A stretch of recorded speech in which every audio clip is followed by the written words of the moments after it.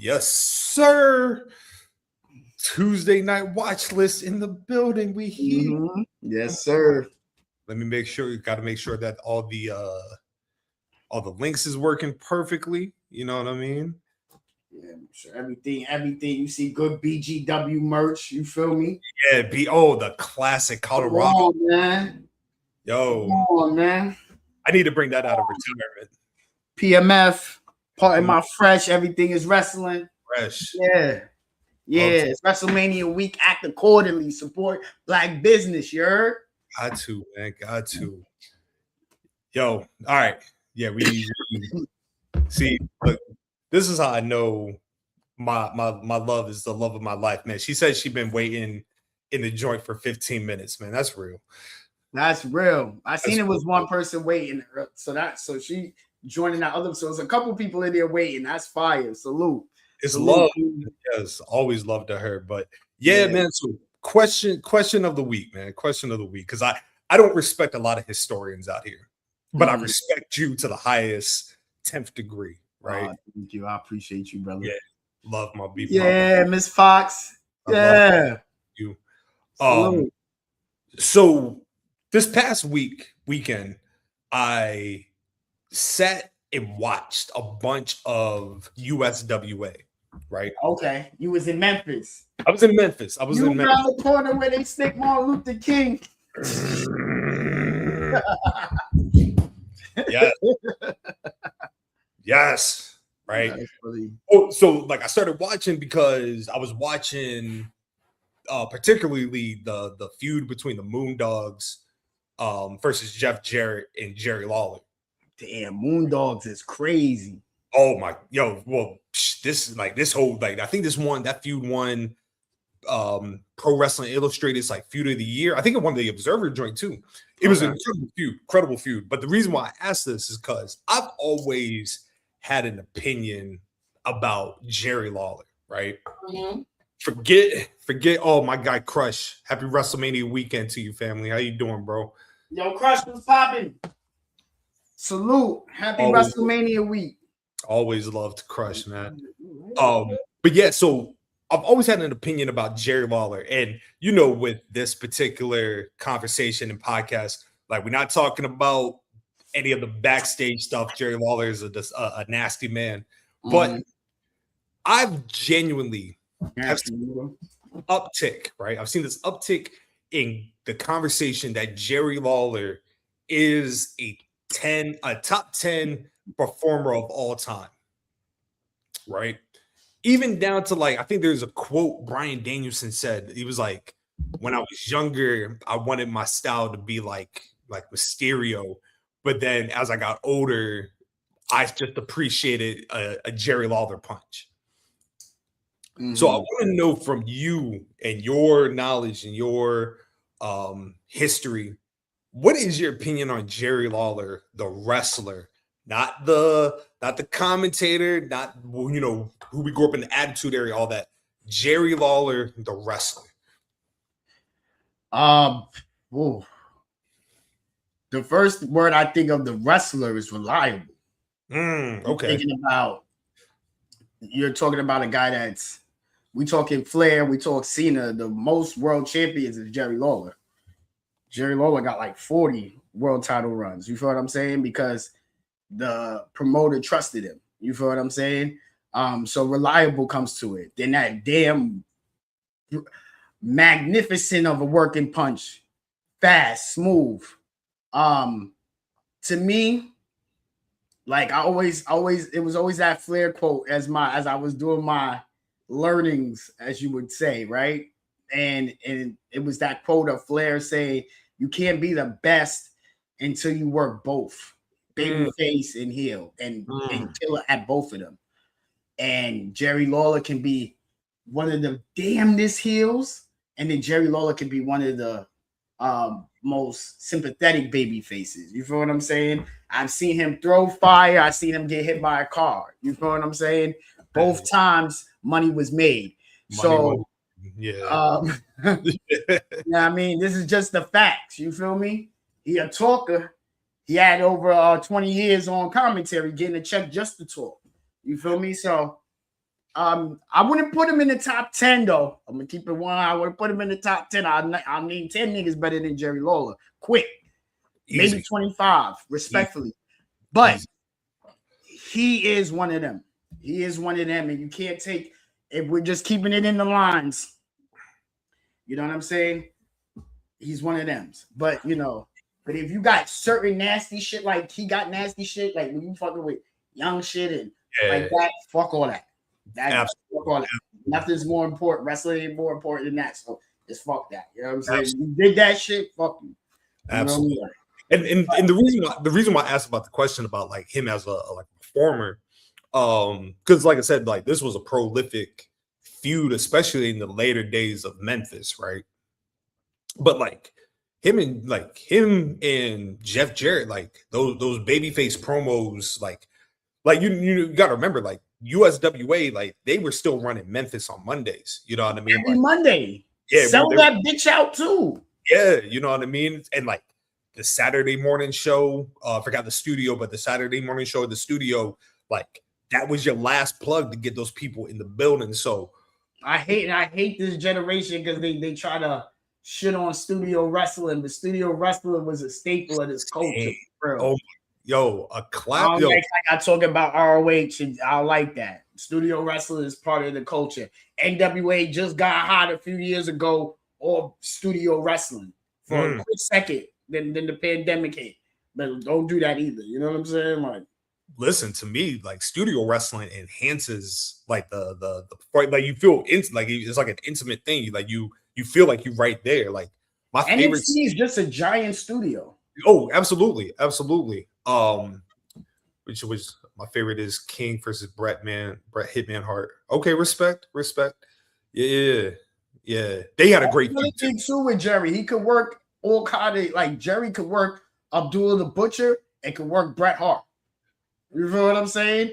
And again, both nights, money was made. You feel what I'm saying? So, like, you gotta give him that empty arena with Terry Funk. You got to give him that. Oh man, I love that match. I love that match more for Terry than I do Jerry, but you know what I mean. The match holds up. I love it for both because it shows that. You really had to go. I like the concept of you having to go to a nigga city and you got to see the nigga of that city. You know what I'm saying? Mm-hmm. So I love that when you in the Carolinas, you got to see Flair, you got to see Dusty. You in Texas, you got to see Funk. You feel what I'm saying? Like you got this. You go to Memphis, you got to see Jerry. You feel me? Like you go to New York, you had to see Bruno. Like yeah. But yeah, to all the historians listening, stop putting Jerry Lawler in your top 10, man, because that's preposterous. You know what I mean? Like, and you know what? I say that jokingly because everybody has a different. I can only understand workers putting him in the top 10. I can understand that if a worker put him in the top 10, but y'all capping. It's definitely like 25 better than Lawler off the top of my head. Y'all bugging. I'm not stopping what I'm doing to watch a Jerry Lawler Bill Dundee match. I'm sorry. You know what I mean? Like it's got.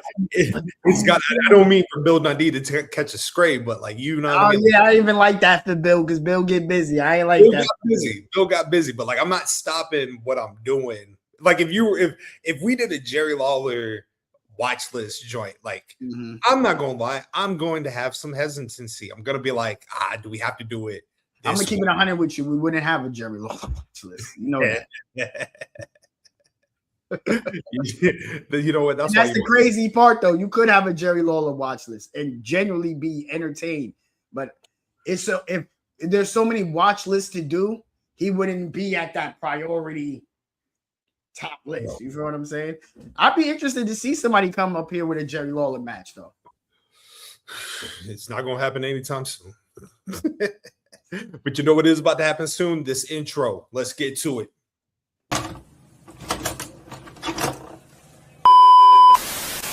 Why does it matter to me? It's in my veins, baby. It's in my blood. You understand? Since kindergarten, since I was about this high, I've been watching wrestling. Watch this. This ain't the pod for the gossip, kid. BGW watch list. Black guys, civilized them 85s. Acknowledge the nerd that knows with the vibe. If you catch my live, Scotland goes live. No logos, bell to bell. 5 leave for to leave it off the list of them holy grails. Speak raps with Jazz and D-Mac. 3 count on D-Mac. Telling pause to relax. Watch this. The watch list.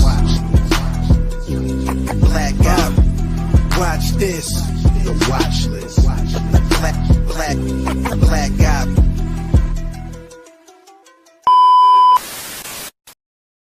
Yes, BGW Almanac. Happy holidays, ladies and gentlemen, to everybody that celebrates. Happy holidays. Happy holidays, happy Mania week. You know what I mean? Happy Graps week. It is the show for the sickos, the show where we break down the finest in professional wrestling, the watch list. Coming in first, it is your guy, Poetic Professor Scotland Underwood. Blessings and love on this Tuesday evening. How are you doing today? Man, I'm good, man. It's your boy Heartbreak Julio. I'm in the building. Man, I feel good. It's WrestleMania week. I'm closing one chapter professionally at work, opening up a new chapter next week. So I'm very happy about that, excited about that, blessed about that. Album. I have the album is ready. I want to shoot a video first. So I should have been a horseman. I want to say early May. So we're gonna drop that. And it's just a lot of things. It's a lot of good music, new music being made. I'm cooking up. I'm feeling good. So I'm it's good. It's great. Fuck it. Everything's great. That's beautiful, man. I saw the joint on IG. You know what I mean? A little. I guess you were about to start doing. We was in the Jacks last night. See, that's the baby. Ladies, get you a nigga with balance. You feel what I'm saying? Like Jacks, office, streaming with studios. I'm everywhere. You know what I mean? Like, yeah, we was chilling. It was a beautiful time. Shout out my brother Box. Shout out my brother Artie Ghost. Shout out to the whole Brook Lawn showing Wild Love. Yeah, we was there. It was a video, shooting his video for his song I Put in Work. You can get that on Apple right now, all streaming. Box DiBiase. And it was lit. That's tough. That's tough. Yeah, Box DiBiase. Yeah. It's lit. That's tough, man. Well, look, we ain't got much time. You know what I mean? We got a special edition of the watch list tonight. The watch list is it is the Indie Classics. This is volume 1. So every once in a blue moon, maybe every month, we'll do 3 matches. One myself, Julio, Chaz, and we break down the key concept of the match. And I love the selection that we had today. In fact, it's so prolific that this is the first volume of the Indie Classics that later on in the show, we will have a special guest hopping on with us, my man. You know what I mean? My good brother Jack, owner of ICW Impact Championship Wrestling, Wrestling Universe store. If you had an autograph signing in Queens, New York, 9 out of 10 times you seen your favorite wrestler, Jack brought your favorite wrestler there to take a picture with it. You have that moment, you have that picture. It's because of Jack. Long-time promoter for the Northeast, legendary. He's humble. I'm gonna talk my shit for him. Really like that. Really good. Did great business every time. Doing the best he can. Making shit happen. Yo, shout out my boy Jack. Man. Yeah, man. I'm excited. And Jack will be joining us when we get to a match that he booked and promoted. Eddie Guerrero, low key, ICW, November 30th, 2001. Yes. It was Eddie's first match on the Indies after his release from WWE. And, we're going to tap in. Chaz is going to be joining us a little later, too, at 8:30. Jack in the book. Eddie date Jack in the book. That's a fact. I'm going to let him talk his shit because he humble. I'm going to talk my shit for my God, man. No, we're going to cook tonight. But the starting point, the starting point, and there's a reason why my name is Nick Steady 757. There's a reason why I sure was wondering. I was like, okay, new alias. That was my profile name on the ROH forums, right? Wow. Yeah, it was my profile name. because I wanted to I wanted to be a rapper, so my rapper name was Nick Steady. Mm. You know what I mean? And then I just realized I was like, oh, I'm just doing poetry. I'm just doing it over instrumentals. This is tough. Yeah. But the reason why I picked Nick Steady 757 for this particular episode to bring out is because I feel like you and me are one and the same. We talking about a very special era of indie wrestling. Like we talking about 2001 to 2006, 7. You know what I mean? And I don't know about you, dog. I don't know about you, but as I was watching the matches today, I genuinely sat and thought, this might be my favorite era of wrestling. Everything about indie wrestling during this time, and that's the early 2000s, was top of the line, incredible. The best matches in this profession that you have a long list of legends that we hold in revere today was at the forefront of this indie scene, man. What was the indie scene for you? What was it like, especially during this early 2000s? Magical. So I got in late in as far as being involved and seeing it up close, like 2006, 2005. Mm-hmm. But for me, like I found ROH through TNA. You know what I'm saying? So it's like watching TNA. Honestly, it was watching TNA, going to the Wrestling Universe, which is the store that Jack owns, going there and seeing, oh, these is niggas from TNA. They on this whole other promotion on the red video. ROH had the red box with the so I seen Low Key. I was like Low Key and Bryan Danielson and I seen AJ Styles. AJ Styles because that was my guy. So AJ Styles, I'm like AJ Styles and Low Key wrestle somewhere else outside of TNA, and I'm looking and I'm just like, and he's putting me on, and he's like Low Key, you love Low Key. Low Key used to wrestle at my promotion. He still wrestles like when I do it because you know he gets in and out. You know what I mean? So he's like, then he's telling me the stories of 2001 because funny thing is, first time I went to that store was to meet Taz. In 2000. Okay. I got the picture of me with the glasses, hat like this, meeting Taz. You feel what I'm saying? Like from 2000. But then the store moved around, but I didn't know this is not no internet. This is like if you know, or you find it driving around. So I remember my mom was driving somewhere and I said, yo, I think that's the Wrestling Universe because he always had like Michael Jordan, a picture of like Hogan in the top of the Fournier, excuse me if I'm saying it wrong, the top. And then like Michael Jordan, a football player, and Hulk Hogan or somebody like that. So it was like you could always know that was the store. So I remember my mom driving. I was like, yo, I think that's the store. Stop, pulled up. It was there. I'm just looking through there. I'm like a kid in a candy store. It was like the dream for me. You feel what I'm saying? And then it was through this, I'm going here to pick up tapes. So I'm getting my first indie tapes. I'm learning about Jersey All Pro and Ring of Honor through this era. So when a lot of people, our generation has that run where they're like, hey, I stopped watching wrestling. I was outside. What stopped me from having that moment was when I could have fell out of it, I fell in love with indie wrestling. So that's why I never stopped watching wrestling in my life, because once I started, I never stopped, because right when I could have stopped, I discovered a whole new world. No, and I'm in indie wrestling. I'm doing catch up on, you know what I'm saying? So it's like, and just discovering a whole new world. Now I'm like experiencing, because I'm seeing it, the indie wrestler go from being on this promotion to this promotion to being on TV. And now I'm in the space where I'm at now, where I'm looking at like, damn, I literally watched outside the NIL guys, the top of the top. I watched them progress from the very beginning. Don't matter what channel you put on, TNT or you throw the Netflix on. Oh, straight up.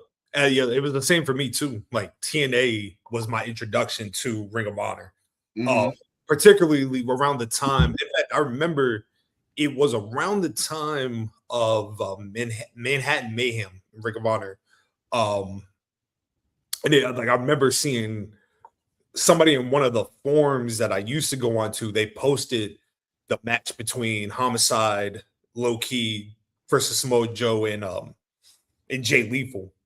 Woo. And you know what I mean, the cop killer in the I was mad. I just missed that. I missed that run by a year. So I would have been there live for that. Because once I started going to ROH Live, I never stopped. My first show was Best in the World at Basketball City. Real shit. Me and Jack, we ran out there with the Best in the World, went to see that. Or it was Final Battle, I went with Jack. But Best in the World was my first ROH show. So it was there. I was getting the tapes at Jack's store, looking at Manhattan Mayhem and seeing like, oh shit. That Joe Lethal Key Homicide, which probably going to be my pick for next volume 2. Absolutely. Might be a pick for volume 2. Because that shit, like, to see what that match started. Yes. And what people really don't know, that's really the birth of the Joe and Lethal feud that lasts all the way up to them having their last match last year. Like, or 2 years ago. Like, oh my God. Look, prime Rottweilers. That whole crew. That was culture, man. Fuck. It's called, and that's what I was like. As I was watching the joints for the day, I was like, man, like indie wrestling is phenomenal today, but like back then, like it was like a different type of grittiness. It was like we've talked about this before. It was like a different type of hunger. Like these guys were literally trying to prove that they were the best in the world. And then you factor in like the name value. You know what I mean? Like you got Joe Danielson, Christopher Daniels, Jay Lethal, Homicide, Eddie Kingston, Ruckus. Shoot, just some of the names we're going to be talking about today. It's like everybody was just like on a different level. But like I said, my introduction came from that match. And then I remember when TNA signed Samoa Joe, because I think Joe's first match in TNA was against Sanjay Dutt. I was a huge Sanjay Dutt fan. You know what I mean? Dutt was like that. Yo, he was Shout tough. to NWA Cyberspace. Oh yeah. We did. It's a holiday week. Yeah, I'm here to talk that shit. Come on. NWA Cyberspace. NWA Cyberspace. Yeah. What was my guy from Cyberspace? Onyx. Onyx was my guy. But Joe, to me, the first time I saw Joe, Slammiversary, I've never seen a presence like Joe before. You know what I mean? Like I remember in the this was during the time where WWE had just signed CM Punk, right? And like I said, my first time seeing CM Punk was he had a tryout match against Val Venis. So I was like, oh, this dude looks cool. And I remember the rumor at the time was they were trying to sign Punk, Joe, and Bryan Danielson to go to WWE. And I've always heard this long rumor that the original plan for the gimmick Umaga before it went to Eddie Fatu was supposed to be for Samoa Joe, which, you know, I mean, like nasty work, but you know, I digress. But Joe went on to TNA and then had this phenomenal run. And then as I'm doing the knowledge, that's when I learned about Ring of Honor, and I learned about this world title run that Joe has, right? 2 years prior. Still to this day, to me, one of the greatest world title runs that has ever been documented, at least in my generation. Yeah, I was at this shorty crib upstate. Shout out to her too. Thank you for letting me stay in your house. It was a vibe. I was smoking big gas, and I was like, yo, I was off, so I had time. I was like, yo, I want to catch up. I want to really get back to my roots of like as a historian, right?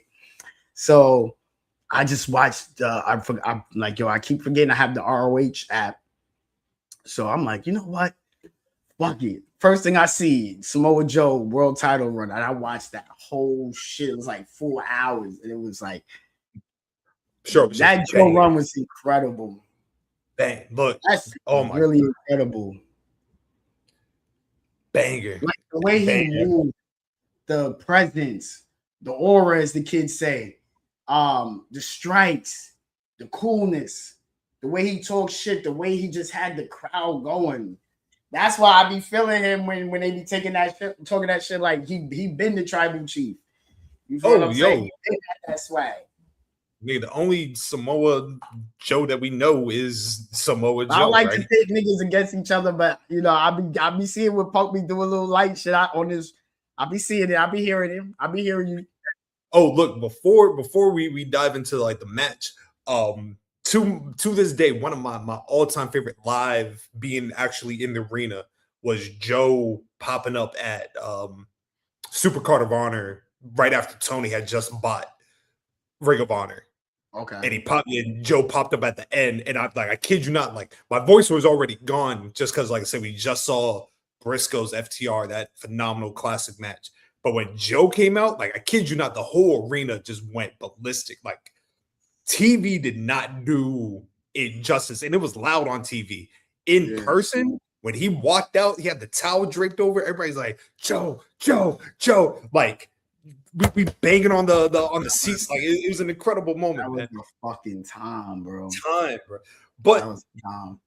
My pick for the Indie Classic was a match that I always heard about. Like I kid you not, I think I had just seen this match for the first time, maybe within the last 5 years.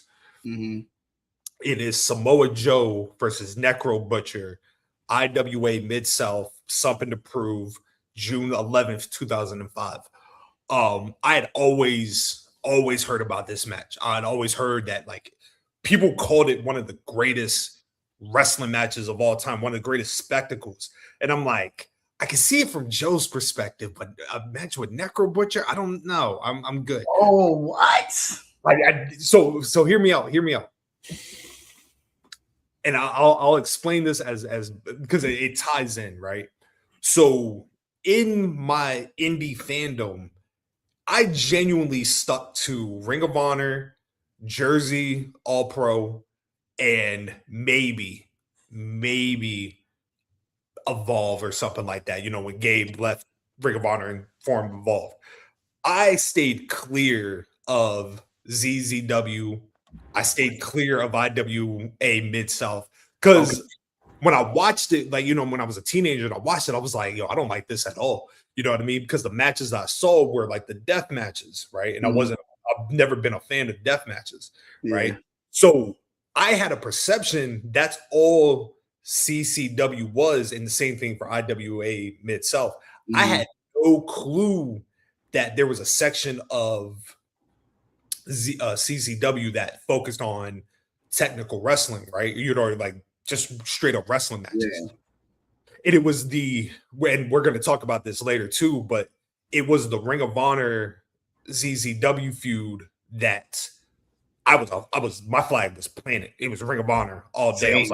I was like, who is this scruffy barefoot nigga walking in my ring? I was like, Super Dragon, he seems cool. I never, you know what I mean? Like he has a dope look. I like Chris Hero, you know what I mean? But like this Necro Butcher dude, who is this? But like I said, I always heard about this particular match being like bloody, but not in a death match sense. Same. But here's and I'm glad you brought this up, Crusher, because the key with all of our picks is, especially two of the matches, go in famous ECW places. Joe and Necro in the ECW arena, Low Key and Eddie Guerrero in that world's famous Elks Lodge in Queens, New York. Yeah. So this still has the spirit of, you know, ECW. You know what I mean? Like it's still there. What were your thoughts on Necro Butcher as a performer? I'm like, I feel, and this could be a hot take, so I'm gonna say it out. I'm gonna preface it like that. It could be a hot take, right? Beloved. Okay, we got the good brother in the building. Yes, sir. Working hard too. I understand it. I'm gonna say this before we even have any further, man. You good to go for the night? Man. Listen, just hold me afloat, man. That's all I ask. That's cool, man. That's hold cool. me afloat. We want you to be a student. You a student today. You really a student today. This is Cool. you a student today. Because this is very important for me and Scott. Don't worry, we got you. I'm glad you're here, safe and sound. First and foremost, send my love to Mama Love and the whole family. And we in the building. So to answer your question, Scott, and I'm about to get to the hot take. I feel Necro Butcher was the last mythical, like you hear about him before you see about it. You hear about Necro Butcher. I feel like he was that last character in wrestling. Him as a performer made everything he did believable. When I seen him live for the first time, it was even believable. His crazy look, the way he moved, the way he punched, the wildness with him, the way he bled. It was just, oh, this is like when they were talking about like Japanese guys and like the Abdullah the Butchers and like the Stan Hansons. You know how the old heads talk about them in such a mythical. I feel like I'm gonna be the guy that talks about Necro Butcher's run like that. You feel what I'm saying? Because this man pulling up like this, big weed on the arm. So you know I was fucking with him off top. I'm like, yo, come out with the Choose Death shirt and get crazy and just brawl and talk shit. Nothing pretty he did. He ain't do nothing pretty. Can I add something real quick? Yo. The first time Scott sent me this shit, I was like, this nigga work on cars? Is he a mechanic? What the fuck is he doing? I didn't say do something with cars. I just watched the shoot interview preparing for this. He said something about doing something with a car like he do on the side. So yeah, he fucked with okay, cars. so I was on track, but when he got in that ring, that nigga was boogieing, getting busy, hands, throwing hands and feet. So I'm glad you brought up like the essence of like Necro Butcher and being like an offshoot of Abdullah the Butcher, Bruiser Brody, and everything like that. Because we got to a point in pro wrestling where genuinely everybody started looking the same, especially if you were on like WWE programming. Like everybody had the same chiseled physique. You know what I mean? Everybody had like this like it was like everybody wanted to be a television star, right? And I've always appreciated people who did not look like they were made for television. You know what I mean? Because 9 out of 10 times, those were the ones that usually got the most active, right? And that whole community, like I said, the IWA, Mid-South, ZZW, the guys that were in those locker rooms, like they worked 9 to 5 jobs. You know what I mean? Like they worked every weekend. You know what I mean? Necro Butcher was the embodiment of that. Like Necro Butcher, like Julio said, Necro Butcher did nothing pretty. You know what I mean? Watching this match, nothing he threw, those punches, ugly. You know what I mean? Man was like, he did it in this match. He wore shoes, but the man walking around barefoot, feet dirty as hell. You know what I mean? But I guess that's part of the charm. Now, Necro Butcher has turned into a very controversial figure in pro wrestling. He did something. Hold on. Wait. He did something bad. Tell me, did he do something bad? He say something crazy. Little racism. Little racism. Little racism. little racism. A little. You know. What did he say, man? I ain't know, y'all. My bad. I ain't fuck anything I said then. No. Here's the thing. Right?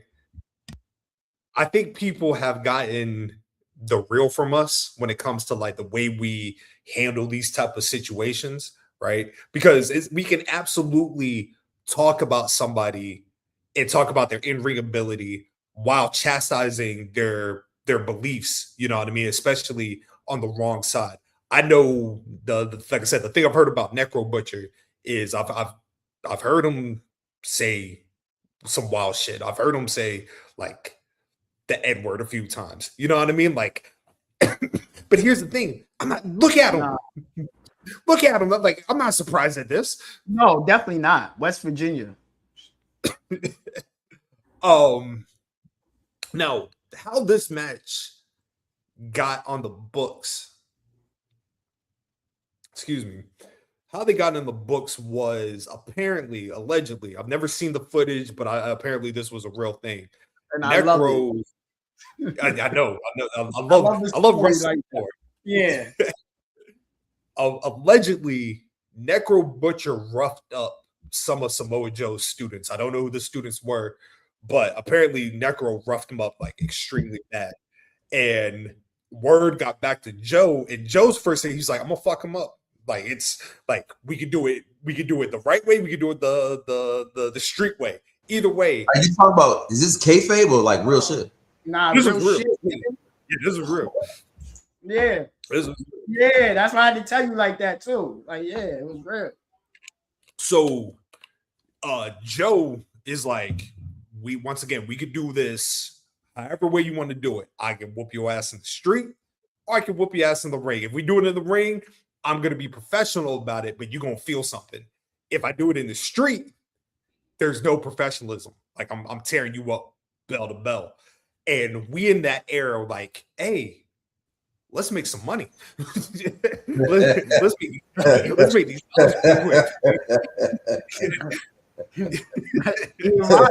got a couple dollars for that. Let's make some. And so Necro the night before comes back from Japan, BJW,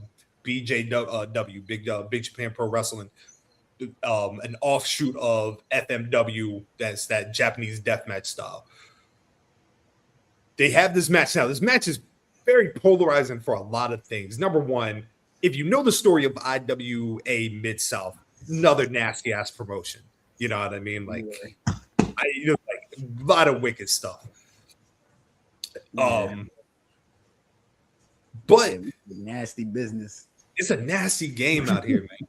It's a nasty fucking game. Gee, like that's why, like, I'll be watching these shows. I'm like, yo, like you can watch this show. You'd be like, yo, you could tell nobody's probably taking a shower. Probably fucking hot as hell in there. Probably oh no. Nah, this one was in Philly, but where they normally be at, yeah, everything you said.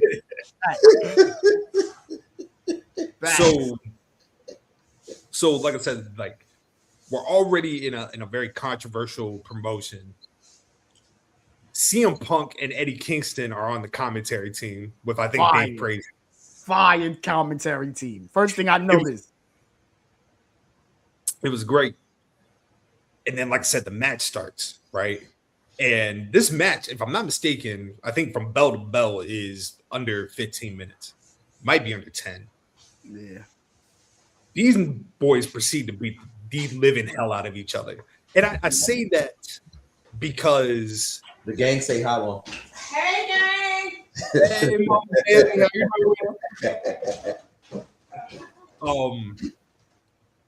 and like I said, I'm not going blow for what they do, right? But it felt very much from the start, and this is where I'll tag y'all in, that the match, while being professional, you can tell there were moments where they were legit throwing bombs at each other, from the headbutts to the punches to the kick. Yeah. Joe nearly killed Necro twice in this match. Legit nearly killed him twice in this match. So, gentlemen, talk to me, like, your thoughts technically on the match, like, and now backstory of like how this is a genuine beef, like that, like, does it change anything for you? So once I heard about that, and then I watched the match, because it's kind of like how you said, I really wasn't like big on CZW. I was a little familiar with PWG, and I was familiar with IWA Mid-South, but again, it was only so much I could get to. You know what I'm saying? So I spent a lot of my time with Ring of Honor, Jersey All Pro, ICW. You feel what I'm saying? So like, that's where I was getting my indie majority from, right? So but I heard of this Necro Butcher. I would be in the ROH forums that you talk about, Nick Steady, right? I'd be right there in the forums. And they would always have what they call a bring-in thread, that's the first time I learned about threads. Oh, y'all talking about threads. The first time I learned about threads was in the ROH forum. And it'd be, you post up, it's a bring-in thread, and you would put whoever you want. They would always put Necro Butcher all the time, Tyler Black all the time. People would shit on Necro Butcher because the thing was, too, to give you like that vibe of what it was like, Ring of Honor was like the Yankees of the independent wrestling. So people looked at, like, so even the fans had that kind of, oh, Necro Butcher, we don't want him here in ROH. Like, man don't got no shoes on, he got no talent. Like, we really wrestle over here. You feel what I'm saying? So it's some bouginess, a hint of the bouginess with the Ring of Honor. So then they would shit. I remember Tyler Black, Seth Rollins, name being mentioned on this. He would get shitted on at times too. Then it was people that was getting louder and louder. The noises get louder for these guys as more they perform. They would bring up, hey, he has this match at IWA Mid-South. Y'all went crazy with this Ring of Honor wrestler. So I'm learning like through the threads, it's other promotions where guys, because obviously Ring of Honor ran once a month. It's not like, so the other weekends got to get occupied. So these other so Ring of Honor back then was once a month? Yeah, it was like once a month, maybe twice a month as shit started to move along. Wow, but it wasn't every week. You feel what I'm saying? So that's where you were able to see a Samoa Joe at PWG. You were able to see Alex Shelley in CCW. You know what I mean? Like, so this is, everybody was filling that time up. Punk, it's the reason he's on this commentary. Punk spent a lot of time in IWA Mid-South. I was like, damn, it's June of 2025. 2005, and he's on the commentary with Eddie Kingston. You know what I mean? Dave Prazak, a voice of Ring of Honor, also a voice of IWA Mid-South. So that was kind of the vibe and the era around that time. But going into it, seeing Joe and Butcher, like seeing that they had a match, was like, oh, she always heard of this match. Actually sat down and watched. I'm like, this shit was fire. And it was perfect because that's what made it feel real, that the length of the match was like 10 to 12 minutes. You feel what I'm saying? Them beating the dog shit. Just the fact that even when you hear the commentary and they're like, yeah, Necro Butcher got a little rough with his students, so Joe's coming back. That was enough. Wrestling is very simple. Give them a simple story. You don't need to complicate things. You don't need to add a couple celebrities here. Yeah, I'm throwing shots. Fuck it. You don't got to. It's very simple at the core. Somebody do some foul shit to somebody's coming to avenge that foul shit or the foul act that was done. You feel what I'm saying? So just hearing that was enough. And then see, you like, first off, first question you asking is, one of these students Samoa Joe's brother, nephew, cousin? Because he beat the dog shit out of him. He's a mentor I need. That's a teacher I need. Because he rolled out like that was family. So fuck with Samoa Joe the trainer too, man. Shoot, even down to Necro popping up with the choose death, like symbolically, like you got to put it into perspective. Like Samoa Joe at this time is arguably top 10 in the world. Like Joe is a different beast. 8, probably 2, 1. Absolutely, without question. You probably know what I mean? 1. Like Joe was like that. Like once again, looking at the standards of what Vince McMahon wanted on his television, like Samoa Joe did not fit that mold, right? But then you look at the way Joe moves, right? You look at the way Joe presents himself. Like if you're a fan of Japanese wrestling, like Shinya Hashimoto type beat, you know what I mean? Like a big pudgy guy, but like can move like a cruiserweight, like the kicks. Like he comes from that UPW, like you know what I mean? Like Joe's in the same class as John Cena. Right, Joe travels over to 0-1, hand selected by Shinya Hashimoto, right? And if you know Shinya Hashimoto and how he got down, arguably top 5 greatest New Japan wrestlers of all time. Same style, hard hitting, everything. 2005 Samoa Joe, like, is just like a beast. You know what I mean? Because everything Joe did centered around, like, I'm going to beat the living hell out of you, right? Mm-hmm. The man was coming out to the ring with the Godzilla joint, transitions into either Jadakiss the champ is here, or LL Cool J's Mama Said Knock You Out, right? Which is very, very big for the aura of Joe. That music, especially when Mama Said Knock You Out. Yeah. Like the Godzilla entrance into Mama Said Knock You Out. Fire. Then when he was the champ for Mad Long and became the champ is here.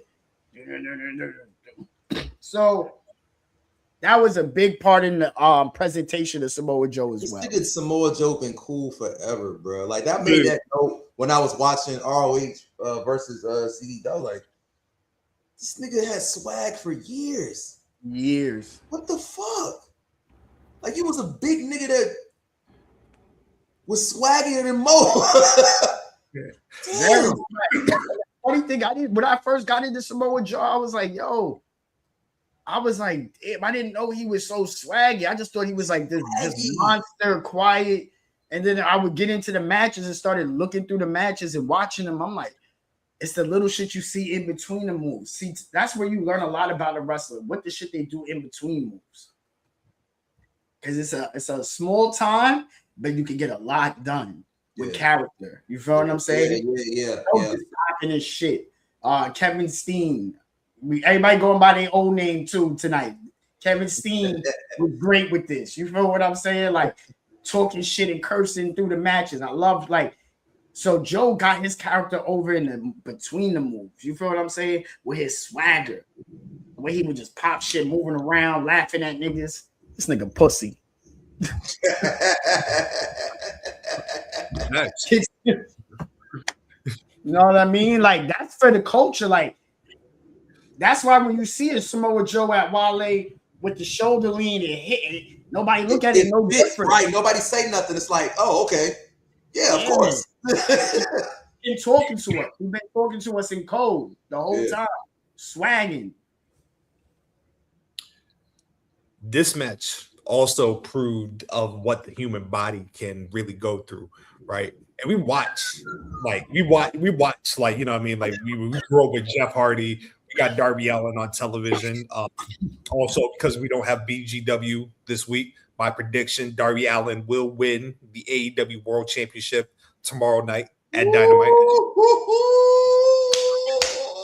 Just want to throw that out there. Fuck that shit. Shout out Big Hebrew, man. Shout out Big Hebrew, man. Bring that shit home, man. If Kenny ain't win it, nobody can win it. If Kenny can't win it, nobody can win it. Look, bring that shit home, Big Hebrew. Queen. Look, you're not stopping Darby in Seattle, but I digress. Right? But pro wrestling, right? Once again, while we talk about the theatrics and everything like that, there's a level of athleticism that nobody can touch, right? These are special type of athletes. And one thing I've genuinely stopped doing, I used to do it in my younger days. I don't do it anymore.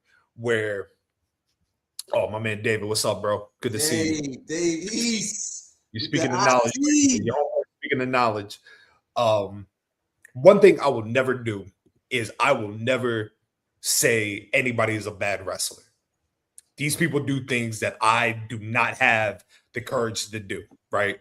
And I would and I know there's people that when they're like deathmatch wrestling, and Necro falls into this.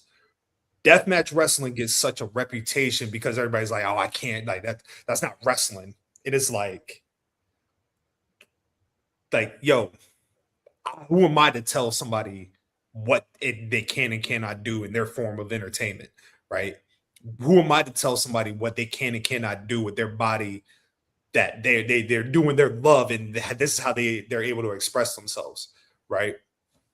Necro falls into that category of a contingent of indie wrestlers of this early 2000s: Sick Nick Mondo, Spider Nate Webb, Nick Gage, Zandig, terrible name, but there's a guy named Wife Beater. You know what I mean? Like these are craziness, nasty times. But these were guys that like they. Wait. So I'm sorry to interrupt. I just want people to understand. Don't ever think I was not gonna not watch a Bryan Danielson match to watch some nigga named Wife Beater. I said. No facts. Necro, outside of this particular match and maybe a few matches he's done in Ring of Honor, I don't need to watch a Necro Butcher match. I'm good. You know what I mean? He's not my style of professional wrestling. But the shit that Necro Butcher put himself through in this match is unbelievable. Like I said, and I'm not exaggerating when I say this, the man almost died twice, one more than the other, right? Because there's two parts where Joe goes to hit him with an exploder. The first one, they're outside, they're in the crowd, they're brawling, you know what I mean? It's a great brawl. Necro's already busted open because Joe's hitting him with the headbutts. Joe goes for the exploder, but doesn't turn him over, and Necro face first on the concrete. The second time in the match is they're in the ring. They've made it to the ring. They're fighting on the apron, going back and forth. Joe goes for another exploder. And once again, Joe does not get the rotation. I don't know if it was Joe not getting the rotation. I don't know if it was Necro like sandbagging a little bit, but Necro does not flip over. Necro goes from the apron to the concrete first. And there's a moment where the camera zooms in and you see Necro's bloody face, fucked up teeth, but he's holding his head. Now think about it. I'm sure all of us has been hit in the head in some capacity, right? It's not a fun feeling, right? I've had a concussion. It sucks, right? Now imagine you on an apron. I don't know anybody watching they've ever been in a wrestling ring, but the height from the apron to the ground is pretty high up, right? It's a good size up. Now you think of somebody with the size of Joe throwing you over, but you not rotating, so all you're doing is coming smack dab onto the concrete. Fuck him. He died. That's what we was on 2005. That's what we was on. Fuck him. If he died, he died. He dies. He dies. That's how niggas felt about them niggas. I really Ring of Honor, niggas, CZW, niggas die. Fuck it. Don't touch ECW around this time? Who? ECW? ECW by this point is long gone. Okay, right. I'm thinking about, okay, yeah. No. This shit about this. I'm watching the Necro Butcher to fast forward a little bit before he was talking about his debut in Ring of Honor, right?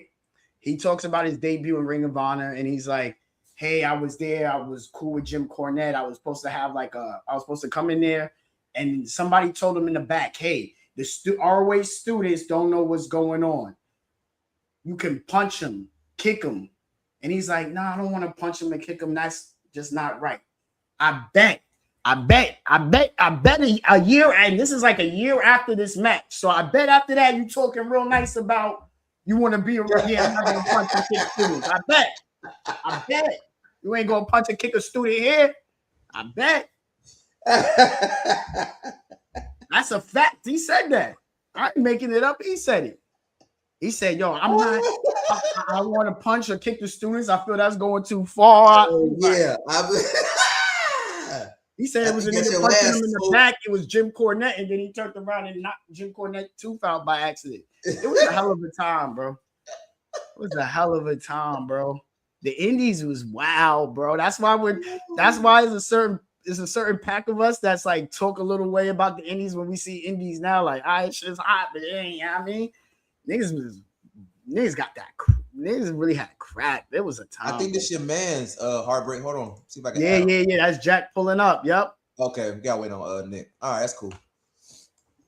Yeah, we're gonna get right to you. We waiting for Nick to get back in there. We're gonna have Jack Sabbath Yeah, man. But the Raptor Joe and Necro up, man.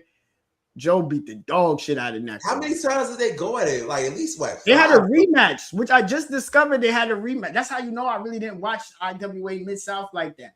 They had a rematch. I was getting ready to watch it before we got on. They have a rematch a year later because Joe comes out with the X Division belt.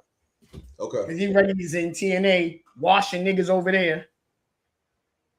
You know what I mean? That's all this was just Joe washing these. Just so because we good. Cool. Yep. Yeah, we're good. Bring him on the stage. Yo, what's up? peace. What's going on, man? What's going My on? guy, y'all, the legendary Jack Savage, promoter of Impact Championship Wrestling, owner of the Wrestling Universe. He brought a lot of greats to New York City. Too I'm kind. gonna talk my shit for you today, Jack. Go ahead, brother. Just a long time bringing any signings. Any, like I told you, you got a signing in Queens, New York, 9 out of 10 times it went through Jack. Period. All your favorites. Name them. They was at the store. You feel what I'm saying? Walls of figures, walls of wrestling tapes. This was a heaven for a wrestling fan like me. I'm grateful for this guy right here because not only did he school me to wrestling and put me onto this place that I love so much, he was able to just open his doors of the store, community, legend. I appreciate all that. Very kind words. Definitely not necessary. It was a long time ago. Jack, so we got you here. We wanted to talk. I'm gonna let my man Scott do what he do. All right. No, I was gonna say, man. First of all, we honor legends here, man. You are 100% a legend. So we thank you for even just taking this time to come tap in with us, man. But anything for Jules, man. Anything for him. That's love. That's all right, man. That's all right. But the second match we were talking about, the reason why Jack, why you're here, you know what I mean, is because Chaz's pick is from ICW, November 30th, 2001. It is Eddie Guerrero versus Low Key. Yeah. Now, this is a significant match. If I'm not mistaken, this was Eddie Guerrero's first indie match after he had got released from WWF at the time. But in order to really set that up, I want to ask you, ICW and what you cultivated in that promotion, because like I said, that was for a lot of people the introduction to Amazing Red, SAT, Nana. I know you had Nana on the, you know what I mean? Like a lot of the guys that you would see in early parts of Ring of Honor, I felt like came from from ICW. And then particularly Low Key. For you, what were you trying to curate with ICW? Well, honestly, like every other promoter back then, we were trying to be the next ECW. But we should have been concentrating on being the first ICW, which is what kind of happened. But, you know, ECW just closed. They were having their last show at the Elks Lodge. 2 months later, I have my January show, and we're at the Elks Lodge advertising the first show, and we had some ECW guys on there. We were just trying to fill a void. Indie wrestling in New York was pretty bad. You know, there was nothing around, so I had a good group of guys, friends with all them, and I'm like, let's show the world what we got. Absolutely. What for? I feel in today's standard, Low Key does not get enough praise, right? I'm a huge Low Key fan. You know, Yeah. What for you having Low Key on your roster? Like, what was his role be? Because you know what I mean. Like, we were a few months before Ring of Honor, but Low Key had already started like cultivating like this presence in this name. Right. For Low Key being on your roster, what was he like? What was his role? He kind of took the role of locker room leader. A lot of people were afraid of him, to be honest with you. He was I don't know, how can I compare him? I guess he was like the Brock Lesnar Undertaker of our locker room. Everybody respected him. He liked to get involved in a lot of the matches, helped out with storylines. He was great all around. He was really good. We can't forget Xavier though. Oh, Xavier was Rest in peace, Xavier. Xavier was a big part of Loki. They would, Loki was Loki, man, but they wouldn't be Loki without Xavier. They wouldn't be Xavier without Loki. They went hand in hand. So when you talk about Loki, got to talk about Xavier too. absolutely, and rest in peace. Rest in peace to Xavier. Much, tragic loss. But yeah, Loki was absolutely amazing. He was way ahead of his time. There was nobody like Loki on the Indies anywhere. I mean, he was doing Jersey All Pro and a whole bunch of other Indies as well. Not that there wasn't too many around at that time, but there was nobody like Loki back then. There's 100 guys right now that do the same thing. There was nobody like Loki. Absolutely. Now, for obviously this being a huge match, if you're able to share, what was the conversation like with Eddie Guerrero? You know what I mean? Like, how did that conversation start? You know what I mean? Like, did you reach out to him? Did he reach out to you? What was that process like?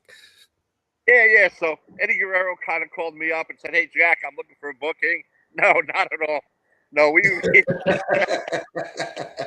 out to Eddie Guerrero, and we booked him on the show. He was free. We got him at the right time. I picked him up at the airport the day of the show, and he was one of the nicest guys I've ever met. Him and I got along like we knew each other for years, and that's goes to show how much of a veteran and class act he was. So he was great. He was great. Did you get a sense of like him? He's just coming off the WWE release. I know this was during the period where like he was starting to get his life back on track. But did you get a sense that like, he was in the locker room?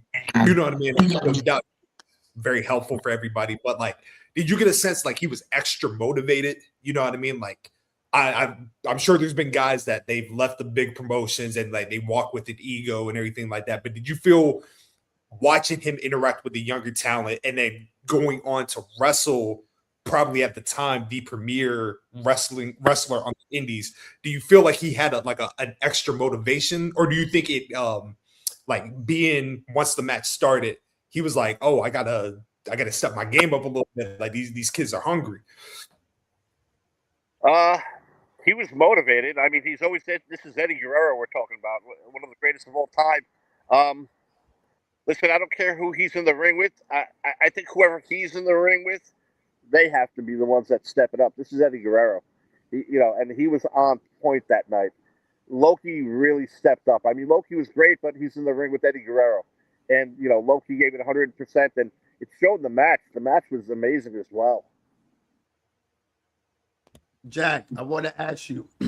Yeah. One thing I love that I noticed, I do know the answer, but I want you to say to the pod. I noticed the entrance was the ECW entrance. More to that, especially being in the Health Lodge and what that meant to you. I mean, listen, we're all marks, and I was a huge ECW mark. I still am. It meant everything. I wanted to be different by using an ECW entrance, but still just kind of stand out, I guess. It meant the world. It meant the world. Plus, the first show was not an ECW ring, but we eventually bought the ECW ring and the entranceway from Tommy Dreamer. I remember going with Tom Marquez. He was one of my dear friends at the time. He told me that Tommy Dreamer had the ECW ring and entranceway in the ECW truck that was parked on Northern Boulevard. So we went there and we made a deal, and I bought the ring and the entranceway, and it was pretty cool. It was surreal. I wanted to, this kind of a two-part. when you think about the match, and the match was incredible, but more than anything, it felt like this was bigger than just a regular indie match. Obviously, because it was Eddie Guerrero, him coming off, low key feeling like, I really need to prove myself, not only to him, but to really kind of not necessarily put us on the map, but say like, hey, big talent can come here, and it's not just a throwaway. Like, big talent wants to come here and wants to put on. What do you feel like the impact of that match how do you feel the impact of that match translated moving forward? And as you look at the scope of wrestling today, like when you look at certain wrestlers, do you see any certain wrestlers that embody like a Low Key or Eddie Guerrero in your opinion? I mean, yes, obviously that match had an impact. You have guys like Eddie Guerrero and Low Key going at it, giving 110%. Yeah, I don't know if there's any guys right now that actually work like Low Key did. I don't know. I'm still kind of up on the indie scene right now, but I don't know of any that work that strong style. And I'm not talking about like death matches and stuff like that. Just, I mean, if anybody, what's his name? Don't mind me. I'm a lot older now, and I don't remember a lot of things. He's in AEW. He's got that. Oh my! How do I not know his name? It's embarrassing. He's got that running backhanded elbow. Will Ospreay.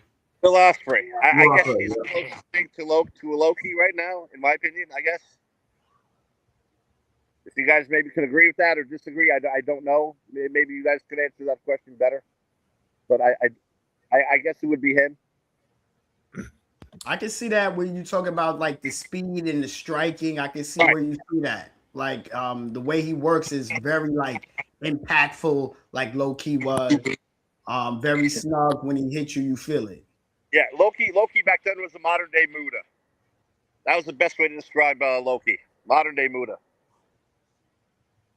I was drawn to him with that because I liked how serious he took it, the way he evolved in it. So that's when he went to the Rottweilers and he brought the hood, Brooklyn, like his roots to it, made it fire for me as well. So, because that's us as New Yorkers in the culture of just we can turn it on and off, Right. So and he showed both sides of it. And he was always a legend for that. And just seeing him work through the shows that you promoted was just amazing. Yeah, it was a great time. You got to go back a little bit to Low Key Xavier ladder match. That kind of like set up Low Key going on to take on Eddie Guerrero. Let me see. Did we? That ladder match was right after 9/11, right? That was like one of the first ladder match. The ladder match was June 30th. June 30th. Okay. Yeah, and it was a packed out lodge. There was, from what we understood, there was 3 WWE agents watching that match, looking at Low Key and Xavier. I don't know who they were. And that set up the next show after that was the 9/11 show, and that was Low Key versus Red for the first time, and came the Eddie Guerrero match. Wow. Yeah. Wow. Yeah, you was cooking. You was cooking with grease. You was getting crazy. Was the right time, man. I had the right wrestlers around me, dude. I did nothing. It was all them. I just gave them a stage and they performed. It was all them. Was Low Key always the original opponent for Eddie? At that time, yeah, because Low Key was also our champion. And Low Key was at the main event. So yeah, Low Key was the top guy. Him and Xavier, but Low Key was the top guy. Low Key was it. Xavier was right there with him, but if you had to pick that one go-to guy at that moment, it was a coin toss, but it was Low Key to take on Eddie Guerrero. Xavier could have had a great match with him too. I want to ask you this because a lot of times, and depending on who you talk to, depending on who who he knows, it could be justified, it could be not. But as I was doing my study, my homework, I know a lot of times Low Key would catch, some flack for not wanting to do things or just how he was, how hard he was. but you having like that inside tracks and you seeing a different side that other people see. What's some of the biggest misconceptions you think low-key gets? That's a good question. I mean, I've heard people say Loki was hard to do business with. He never had a problem putting anybody over as long as it just made sense. To me, Loki wasn't difficult to work with at all. Loki was incredibly easy to work with and to deal with. So to me, that's probably one of the biggest misconceptions. What happened later on, I don't know, but while him and I were working together, it was a pleasure. Great. Yeah. I want to piggyback off of that. As a promoter, how is it like maneuvering through a situation where you may have a wrestler that may not want to do business or want to do business a certain way? You may want him to take the pinfall, but he wanted to lose by count out because he wants to protect some bookings and stuff like that. How do you work through that as a promoter in situations? Yeah, that never happened in ICW at first. Once we started to expand and bring in other talent, I'm not going to mention a name, but there was a wrestler that was working for another company out in Long Island. He was a champion at the time. Great guy. He wrestled for me. We're dear friends. But he didn't want to lose because he had the championship for another company, and he told me that his promoter, the promoter of that company, asked him not to lose in ICW. And I'm like, dude, it's two different worlds, man. It's two different worlds. Like, what we do here doesn't matter in that other company. So, I mean, it was only one time. It was only one time. When we have guys like Eddie Guerrero, let's go back to that match. When me and Loki were talking, and we were like, okay, well, you're the champion. We obviously want you to win. Him and I are agreeing on that. We're like, how do we tell Eddie? And Loki's like, you go tell him. I'm like, no, you go tell him. We didn't want to say it. And then Eddie Guerrero comes up to us, and then he's like, how would you like me to put him over? Just like that, on his own. And we were like, holy shit, wow. He's like, he's your champion, right? I'm like, yeah, he's a champion. He goes, so I put him over. So that was Eddie Guerrero. That's beautiful. That's so beautiful. If came after that somebody didn't want to go over, I tell them the Eddie Guerrero story, and it's hard. It's hard to argue that story. Legendary. Right. Hard to argue that, hard to follow it, hard to debate it. It's Eddie Guerrero had no problem. I'm like, you know what? Go tell Tommy Dreamer you don't want to lose. Let me get him on the phone, and you tell Tommy that you don't want to lose. It's entertainment. Exactly. It's entertainment. Yeah, man. You ain't lying. Do you ever, when you look back, especially like the 2001, like, like ECW's gone, WCW's gone. But like I said, a lot of, in my view, influential styles out of ICW. You know what I mean? Red, SAT, Loki. Do you ever look at that time and realize like, yo, like we were really putting on some of the most revolutionary, influential matches of that era? You know what I mean? Like, does it ever cross your mind? Or you just, do you ever just sit and like, like, oh man, we could have done maybe this different or that different, but one thing nobody can ever take away from us is the influence that we have on the business. Does that ever cross your mind? Well, I mean, we can't go back and change things. Even back then, we knew we were doing something different. We knew we had something special, just from the talent that we had. And I believe, listen, I'm like one of the most humble people you'll ever meet, but I do believe the in-ring wrestling and the storylines influenced a lot of what came ahead of us. I mean, listen, Ring of Honor is Ring of Honor, and that superseded anything that we ever did. But at the first few shows, half that locker room was ICW. And guys like, Ralph Feinstein will tell you the same thing. He was at all of our shows. He was at all Jersey Old Pro shows and stuff like that. And, why not? Why not take all the best talent from everywhere? So I believe not only ICW influenced other companies and other talent, but so did companies like CZW and Jersey Old Pro, and even ECWA. Jim Kettner's ECWA too. So there was a couple of really good indies on the Northeast back then. I'm sure there's a couple more in Pennsylvania. I can't remember, but yeah, no, it was a special time. A lot of really good wrestlers out there at the time, just starting out. Shout out to Mikey Whipwreck for training like the SATs and Mikey Whipwreck and Amazing Red and Brian XL and Quiet Storm and you know, there was a lot of Quiet Storm and Divine. My God, what a tag team they were! Jesus Christ, incredible tag team. Oh my God, Divine was a big part of that too. Divine, Quiet Storm. I mean, we had a really good cruiserweight division. That we had Deranged, Lowrider, Quiet Storm, Abunai. You know, it was really good. It was pretty deep. And Max Stryker, I mean, he was great. We had Boogaloo. Then Boogaloo went on and teamed with Homicide as Dead President. Were they Dead Presidents? I think so. It was a good time. The Boogie Nights. How was it working with Homicide? You worked with Homicide a lot of years. Homicide was great. I remember one time I was involved in one of the matches, and my option was to take the Cop Killer from Homicide or the Key Crusher from Loki. It's a lose-lose situation right there. So I took the Key Crusher from Loki, and I almost broke my ribs. But working with Homicide was great, but there's no way I'd take that move. I wasn't really a wrestler. I was more behind the scenes. But working with Homicide was awesome. He's nothing but a gentleman. Modern day Terry Funk. You did jump off the balcony, though.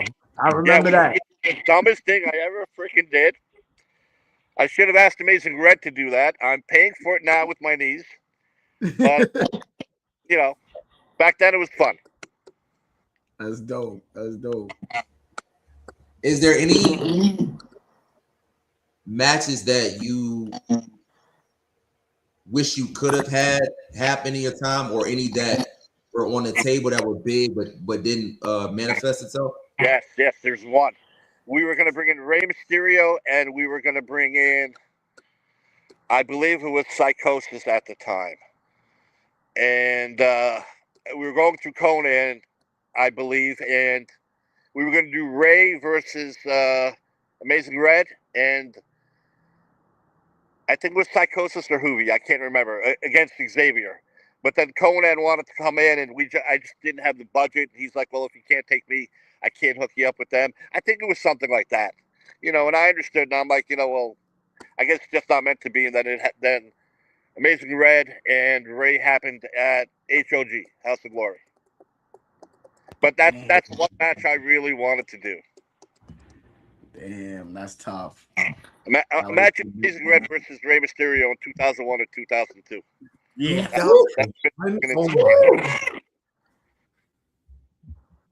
That would have been insane.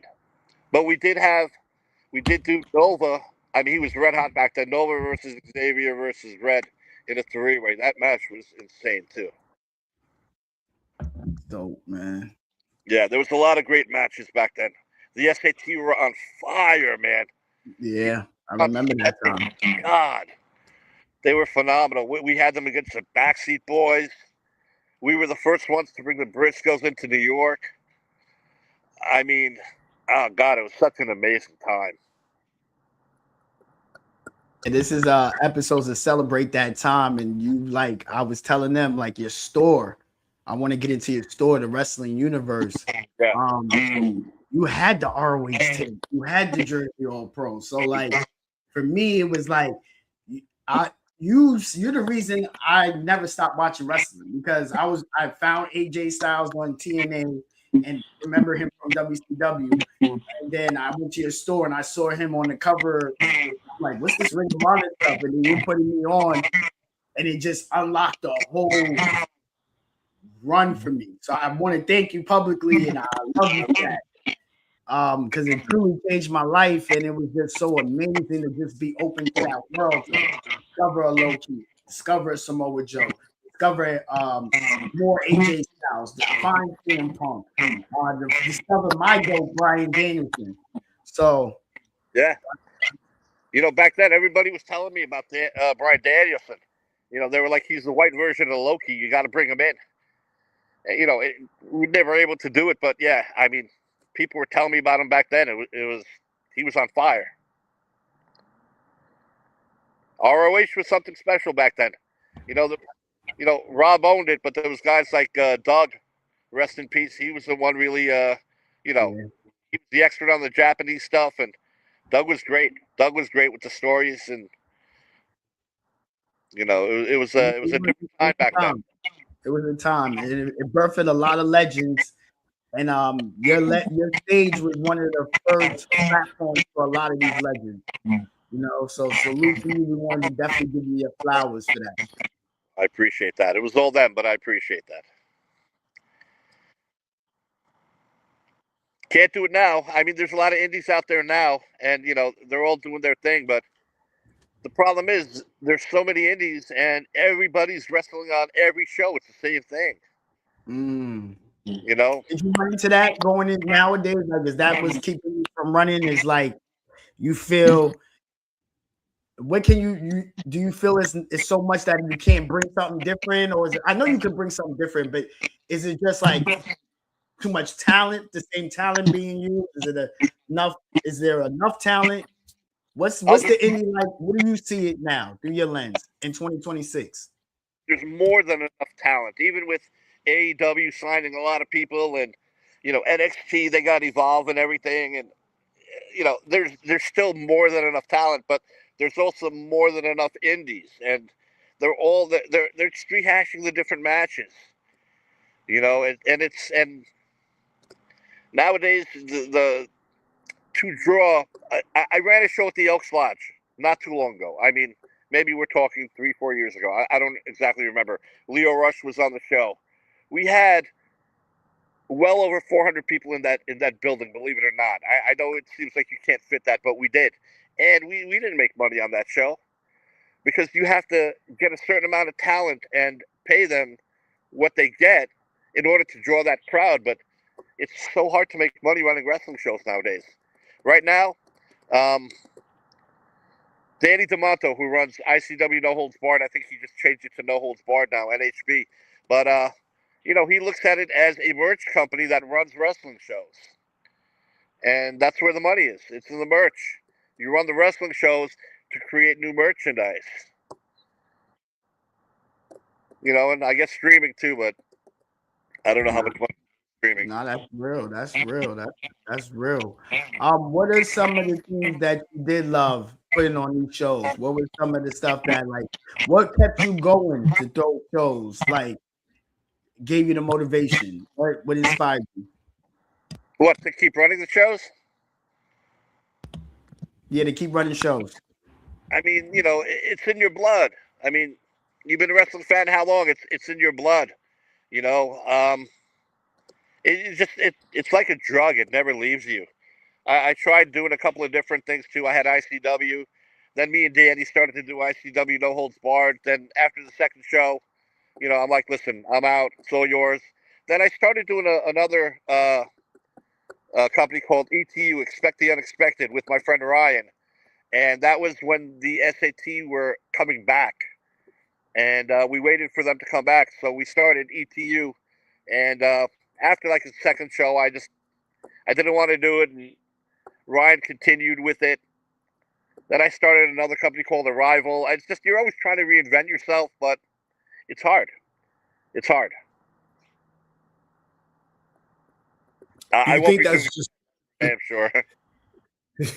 Do you think that is just like because of the evolution of pro wrestling? You know what I mean? Like, do you think that's like how the indie scene was 20 years ago to compare to how it is today? Like, obviously, it's a different crew, but do you think the evolution of how it's not the same maybe has changed the way you looked at booking pro wrestling? It's a different lure back then. It was definitely a different lure back then. It's the scene's very different now. There's still some great companies doing their thing. Deathmatch wrestling's still kind of popular, you know. Danny does his thing. Danny D'Amato's been to Japan a few times. He's been overseas. GCW's killing it. They're doing their thing. I don't know if too many other indies that are really hot right now, but that's just because I just don't know. I'm sure there are. But you know what was really good? That can probably compare to like what everybody was doing in 2001 Pro Wrestling Guerrilla. That felt like that. PWG felt like that. It had the same lure as like ICW and Jersey All Pro and the beginnings of Ring of Honor. That was without a doubt. Without a doubt. That was like them on the West Coast. Right. Yeah. What was the I forgot the name of the guy that ran it. I wanted to bring him in one time. I wanted to do him and Loki one time. Super Dragon. And that would have been crazy. And that would have been crazy. You go back to asking that question, I wanted to do Super Dragon versus Loki. It didn't happen back then. I'll tell you another story really quickly. I was cool with John Zandig, and him and I hooked up. And what CZW did with ROH in Pennsylvania, we were going to do with ICW at the Elks Lodge. But the New York State Athletic Commission and other powers that be, I guess, put a kibosh to that because they wanted it to happen with them, and Zandig only wanted to work with me at the time. So it didn't happen. We were going to do that too. That's crazy. Backstreet Boys. That's crazy. But I want you to speak to that too, like the difficulties of running an indie show in New York State, because it's a lot of rules. A lot of people don't really know. It's like a lot of stuff that comes with that. Yeah, there's a New York State Athletic Commission, and they're still around. I don't know how, but there's a lot of rules. You can't. They have an 11 o'clock curfew. Nowadays, you can't even use tables in the ring. You got to go buy a freaking door from Home Depot. Like, what's the difference? It's so hard to use chairs. No blood. Just so many rules. You have to. It's ridiculous. It makes it impossible to run in New York. So that's why you don't see. That's why you see maybe MLW coming around twice. You know, guys like AEW can, withstand the fines and stuff like that. They don't care. But yeah, it's so hard to run in New York. It's a shame. That's why everybody runs at the Mecca in Richfield Park. Everybody runs there. That's a good little venue. Yeah, it's dope. It's dope. So I'm a venues guy 100%. Can you for somebody that's watching, can you speak of the legacy of wrestling at the Elks Lodge? The legacy of wrestling at the Elks Lodge? Yes, sir. Like, you know what I mean? Like, because I like, especially when you look at from that time frame, like everybody had like a key arena that they loved, and I've always loved the presentation of wrestling at the Elks Lodge.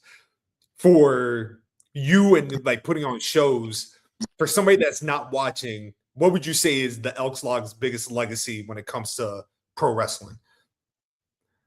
It's just magical. I mean, ECW ran there, and they set the bar very high. It's just a magical place. I remember. Was it the second or third show we set up the ring, and I slept there overnight in the ring, just to absorb the whole venue. It was amazing. It was a magical place back then. I wish it was venues like that. I guess they exist, but I don't know where they are. But what goes into, for you as a promoter, what goes into picking a venue? Is it obviously pricing, but is it the aesthetic mean something? Like, what goes into that? Yeah, aesthetics are very important nowadays because obviously, everyone's streaming, and you want it to look really, really good on home video, whatever they're watching on the internet. And that cost is pretty much the main thing, but you want it to look nice too. You want it to look more like a rave. We did No Holds Barred Volume 1 at it was in Jersey City, White Eagle Hall, and that venue looked insane. We had over 700. I mean, we came with something different there. That was a collaboration of me, Danny DeMonto, and Isaac. If anybody knows Isaac, he's got a pretty good. He's great with the videos. He makes great videos. So that venue was great. That venue was great for what we wanted to do, to reinvent ICW that way. And we had we brought out the chains instead of ropes. So that was Sammy Callahan's idea. Yeah, it's tough. That was But tough. yeah, venues are, it's important to find the right venue. Yeah, no, I love that. It's a funny story too. The Arlo, I think it's called in Brooklyn. The homicide where Homicide had his last match at. Oh, Yeah, 4140. in Brooklyn. Well, the commission stopped that show. You talking about the commission? They stopped that show because of too much blood.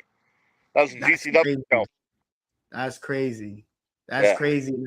But shout out to you because I saw Nana there that night and you showed me wild love off the strength of knowing you and hanging with you in them days, remembering that. So that was crazy. Like I love, like salute. That was a moment. Great.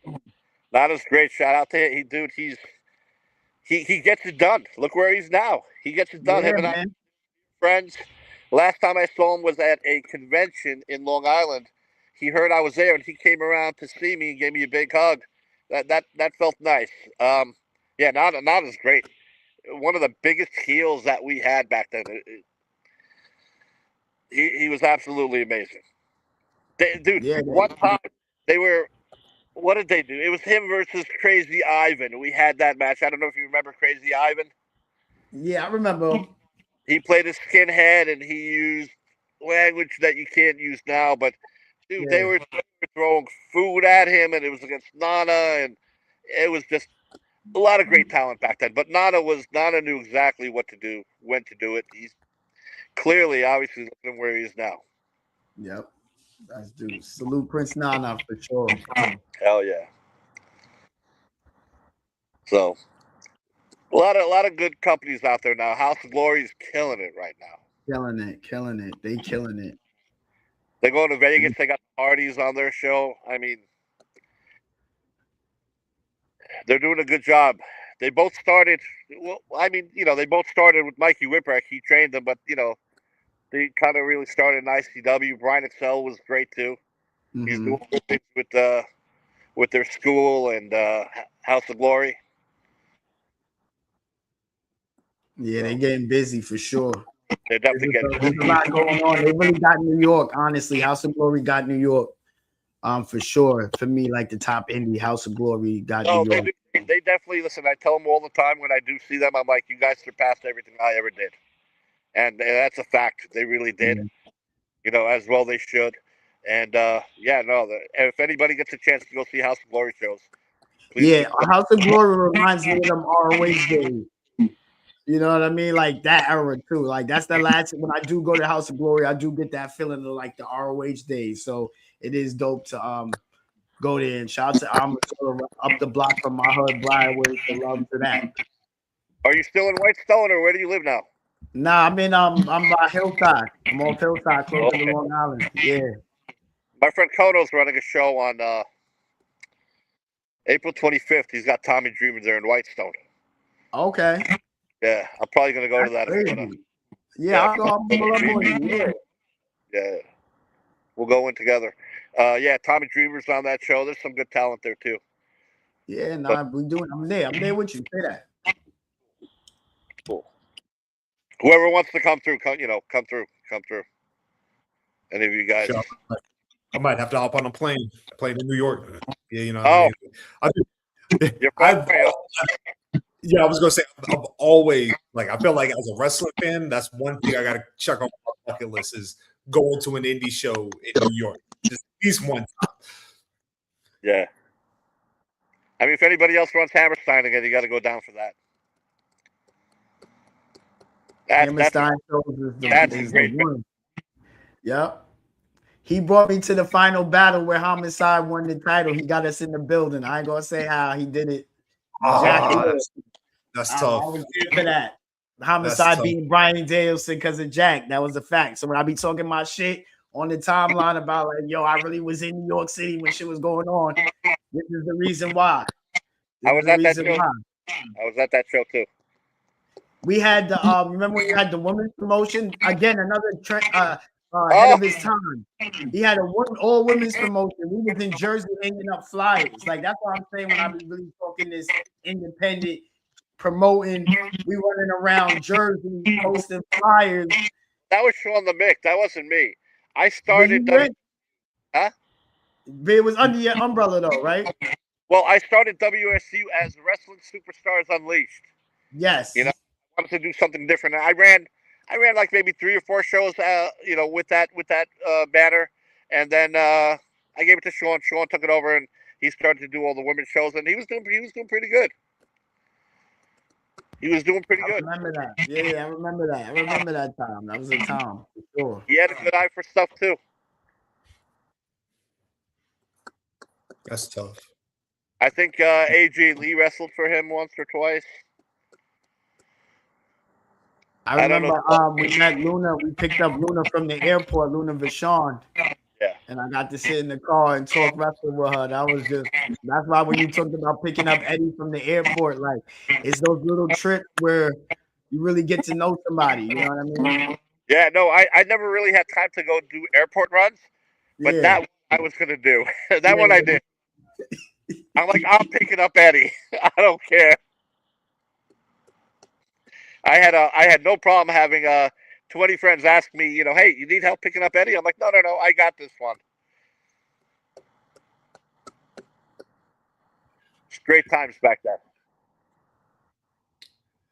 So man, like I said, we appreciate you sliding through, man. Like, just giving us the time for the knowledge, and you know what I mean? Like I hope you do know like the influence you've left in pro wrestling. You know what I mean? I know Julio said that you keep it humble, but as somebody that has watched your shows and like I said, like birthed a new wrestling fan out of me at a young age. So like just getting an opportunity to say thank you for your contributions and what you did for the business, because you absolutely changed it with your promotion. You know what I mean? Who you had on your roster. You know what I mean? Like you changed the game in so many ways, and I hope you know that. Well, I appreciate that. It was the collective. Nobody does it by themselves. It takes a village. We just had the right people at the right time. And, lightning in a bottle, it strikes only once. It's so hard to duplicate stuff like that. But it was the right place at the right time with the right people. It wasn't just me. I was just a very little piece of it.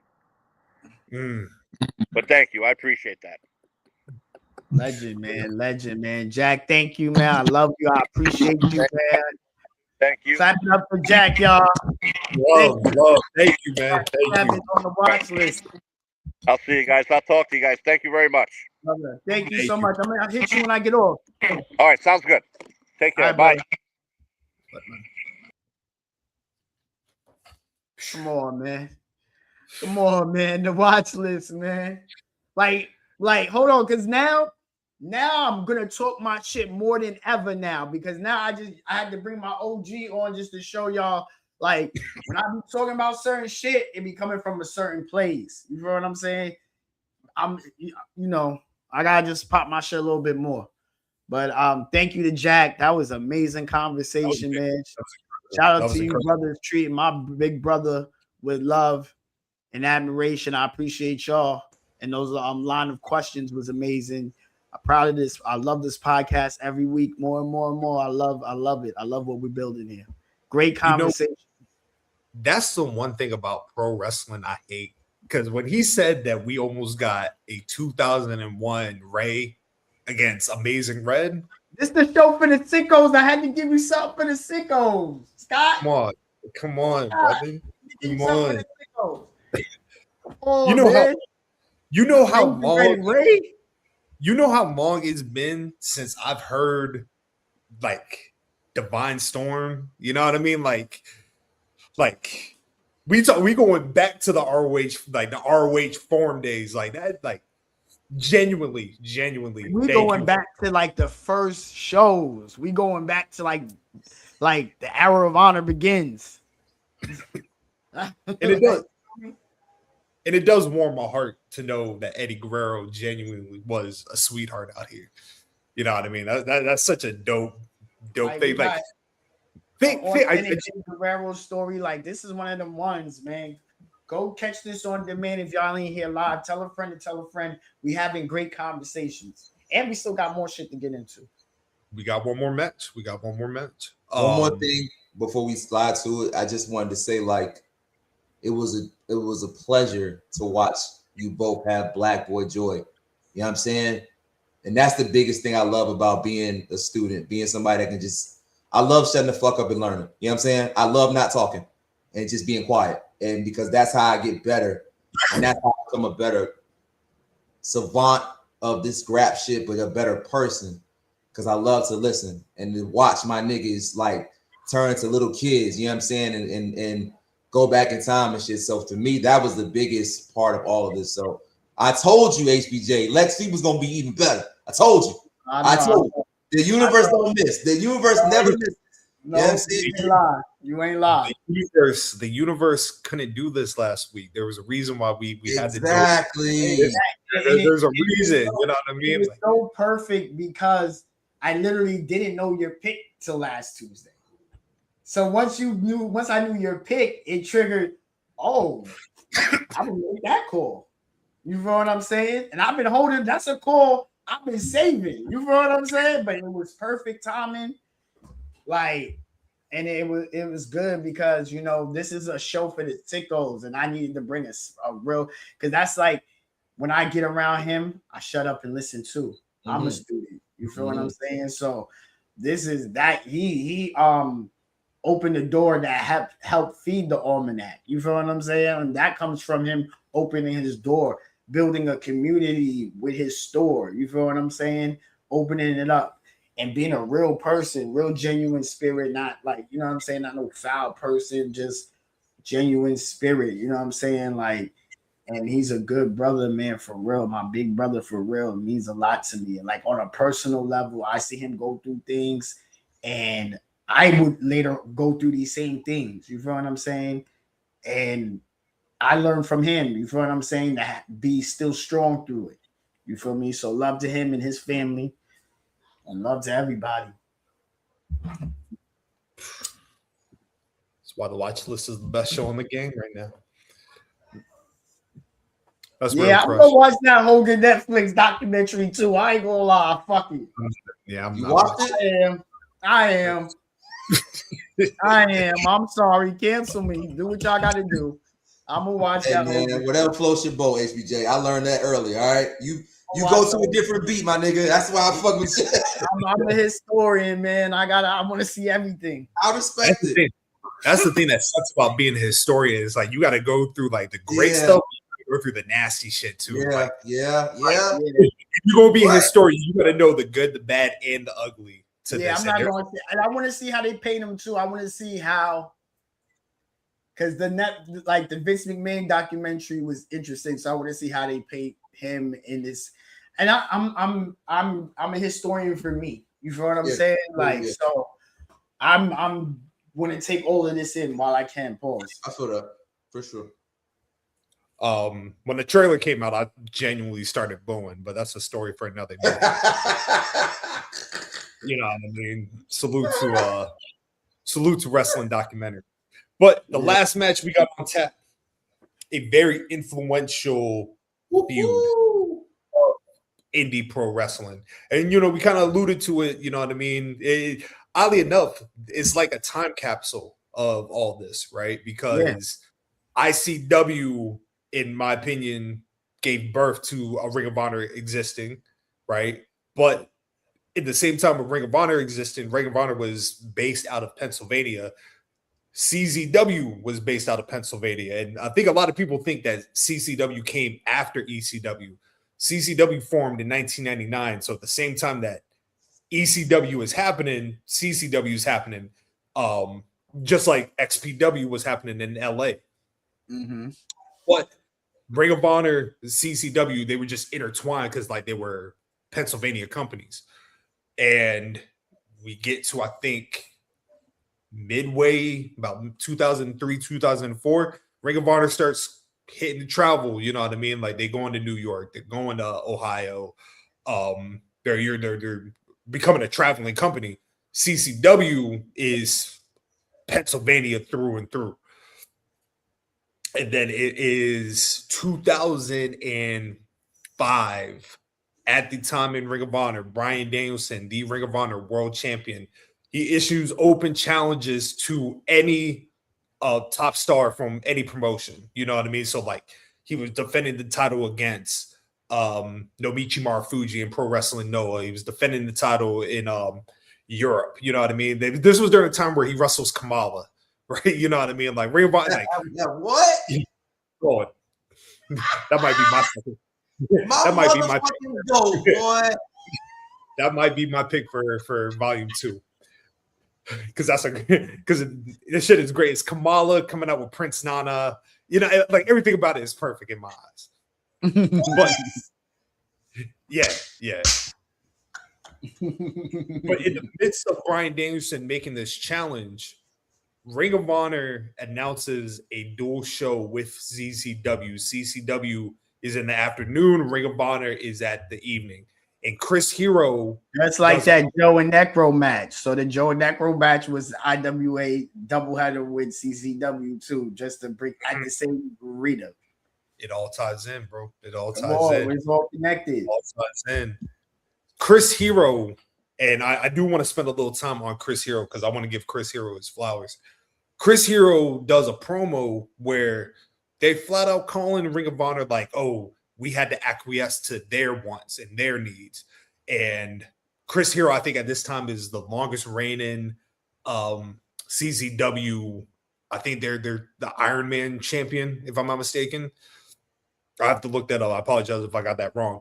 But you know what I mean? Like he's claiming he can absolutely beat Bryan Danielson. And it's in January, I think January 14th, 2006. Chris Hero wrestles Bryan Danielson for the Ring of Honor World title. Now, earlier in that day, Bryan Danielson pops up to ZZW, and ZZW, as I was alluding to earlier, was seen as like an ultra-violent promotion. Yeah, they had you had your Chris Heroes, you had your Ruckus, you had your Claudio Castagnoli's, but their bread and butter was like deathmatch wrestling. So when Bryan pulls up and Bryan gets in the ring, Bryan cuts this promo like he's saying nobody in ZZW is even worth you seeing me defend my title. You'll never see me defend. Yeah. Facts. I was with him. Cooking. And then, you know, they go on to have this great match later on in the night, you know what I mean? And then you would think it was just a one and done thing. But if you really know, you know, right? Because it's the second or the 5th anniversary show. Or the 4th, excuse me, the 4th. I apologize. 5th was the following year. Chris Hero, and I believe it was Necro Butcher, invade this 4th anniversary show. Woo-hoo. And they do this storyline where Chris Hero, they barge the ring. I think they got some ZZW guys at the on the outside. So Chris Hero's in the ring with the mic. Chris Hero is cutting a fucking promo. He's cutting a promo on Ring of Honor. He's cutting a promo on Jim Cornette, who was the Ring of Honor commissioner at the time. And like shit, just a brawl just ensues. You know what I mean? Like it felt like a genuine interpromotional just battle. And I remember once again going to the ROH forums, getting the live updates, and I'll never forget somebody put, "Oh shit, Joe's here." And then because like in the midst of the battle, everybody spills to the outside, but Chris Hero stays in the ring, and he's like, "This is the best y'all got. This is the best you can do." You know what I mean? Nobody can fucking touch me. And then here comes Joe. Joe being the iconic Ring of Honor talent. And what's crazy about this in this time too, Joe was in TNA. Yes. So when that nigga's typing Joe's here, like, oh shit, Joe's here because wait. He slid back. He was doing dual. Dual. Okay. That was the thing. He was doing the dual thing, but he was heavy in TNA. Like TNA had first preference of things. Okay.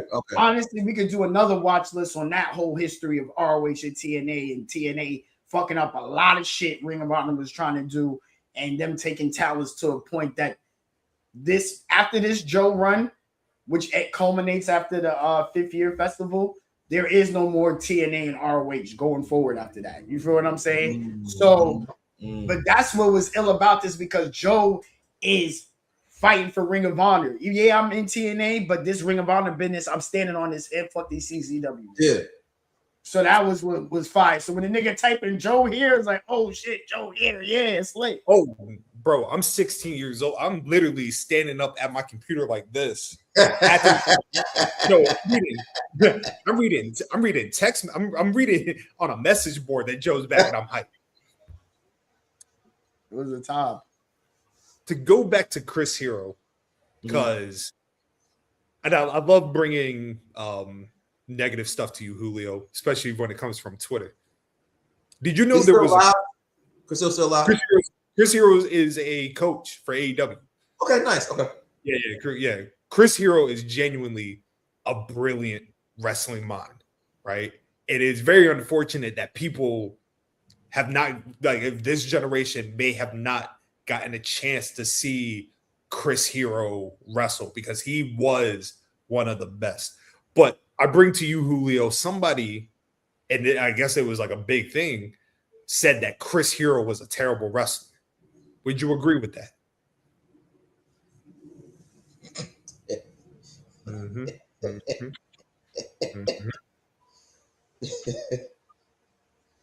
You know how you like enjoy making Nola's life a miserable hell? And you enjoy firing up. And here's the crazy thing. It's not even me firing up. I be seeing this, and then I don't have nobody to yell at about it. You know what I mean? Like, I can tell his last episode. Where we go put into Google, because that's what Frank stand open for them to go to talk about Chris Hero can't wrestle. What? It makes no sense. Like, from Chaz, have you ever seen a Chris Hero match? This was so I will always hear about Chris Hero and seeing like little stuff on Twitter, but this was like my full-fledged, like, actually watching him doing stuff. Yeah. I mean, I'm pretty sure this was just a sample size, but I enjoyed what I saw. Absolutely. Like, Chris was an amazing talker. Like, from a tactician side, he was incredibly crisp. He was one of the, and I feel like this is a dying breed, but he was a genuine student of the game. He got his knowledge from Japan, from Europe, from Africa, from Australia, from the stateside. There's a 95-minute match, 2 out of 3 falls he has with CM Punk. NWA Mid-South. That's on YouTube? Yes, it is. You know what I mean? Like, I remember the first time I saw Chris Hero, because he had the Superman joint on the tights. You know what I mean? I'm like, this nerd ass white boy, who's that? Man, he is cooking. Cooking. Very, very Greg Valentine-esque when it comes to the way he broke down the science. You see, I'm gonna always get this in, man. I'm always gonna get this in. In fact, I wouldn't even put it past that Chris Hero and Greg Valentine had a match. I'm pretty sure it's possible. Right? Because once again, Greg was on the. Oh, you at a rec center? I'll pull up. Greg gonna get money at a rec center. Don't ever get it. I should have. Damn, you should have. Jack the Bit show seen Greg get a bag. Facts. We could have. Damn. Come on. Damn. Nah, there's no match. There's no match between Greg and could have happened. But like I said, from that Iron Man, Chris is gonna go in the ring with you. But he was the perfect foil and the perfect mouthpiece for CZW. You know what I mean? Quick question, and I don't want to steer too far away. Do you see any of Chris Hero in like some of the wrestlers today, like his influence today? Sure, a who's who. You know what I mean? Like, okay. and like, I don't even mean to like deflect that right answer. But I think if you a student of the game, like, Chris Hero is somebody that you study. If I was to pinpoint anybody, Who you think, Julio? Who you think? I don't really know, to be honest with you, because it's like I don't really see nobody like him. Okay, that's fair. I ain't been trying to like he do cravats and he was like styling, like you know what I'm saying? Like he can do all styles. He's one of those wrestlers that can do all styles. So like if you get like, it's but the way he just moved for his size was crazy. Like he was very, even though it fluctuated with weight. Like everybody was talking about him. Honestly, I liked him with more weight on him because I felt like he gave more Barry Windham. You know what I mean? Like so. That was that's why I love that, and I like when wrestlers that are nice get fat and they still nice. There's even no other way to say it. I like that. Like I like that with Steve Corino. You feel what I'm saying? Like I like that because it's like, yo, I'm nice. Nice. You can't hide nice. You feel what I'm saying? So, like, but now, like, I'm sure it's somebody there. I can't think of nobody off the top of my head, but just when I see Claudio, I think of him too. Because like that was Claudio, Kings of Wrestling. Proud to and actually on a personal note, he's a good dude. I hung out with him. Him and Naylor, shout out to Naylor, shout out to Chris Hill. I used to hang with them niggas, man. My boy, Cody did the Kings of Wrestling entrance music. So we was chilling. I met Emilio Sparks through this. When we was in the studio doing the gang vocals for that. I think I probably talked about that on here before, but I really got to chill with him. I was asking him these questions because that ROH CCW, this feud was my favorite storyline, and this person's intricate in it. You know what I'm saying? So it was just honor to just chop it up with him and get game from him and you know, just listen. You feel me? And he was very knowledgeable with rap too. So we talking rap. Like he put me on. You know who put me on the Childish Gambino? Chris Hero. That's a crazy fun fact. That's crazy. That's a crazy fun fact. For that to go full circle of me being at South by Southwest in 2013, and first thing I hear when I get to Texas and I'm in Austin, and the first thing I see Mark Henry on the flight because I'm really the culture. See Mark Henry on the flight. He didn't want me to run down respectfully. He looked serious. I ain't fuck with him. But when I'm walking the streets of Austin, first thing I'm hearing is sound check Childish Gambino doing when he had that hit. So it all connects for me. That's why and that's why this episode's very special to me. I love Chris Hero. A guy that said Chris Hero can't wrestle, just don't know nothing, and you shouldn't listen to him and should unfollow him if you are following him. I've not followed him. Okay. That's what I'm saying. These things, I feel like these things pop up on my timeline just to piss you off. Yeah. Because I think the key thing, especially with this ROH ZZW feud, is the people that you think were people became stars out of this, right? And there's three main names, and like I said, the last one we get to, like I'm gonna let Julio cook on him. But for me, three particular names stood out in this feud for as an introduction to me as I was watching it. Number one, we've talked about him, Super Dragon, right? Same thing like Chris Hero. I've never seen a wrestler like Super Dragon before, right? Yeah. Super Dragon comes from California, one of the 6 founders of PWG. In fact, you know what I mean? Like I know the reason why PWG does not exist at the moment is because Super Dragon's partner, I think, got diagnosed with cancer. He opted to focus his time, lovingly to that as opposed to running the shows.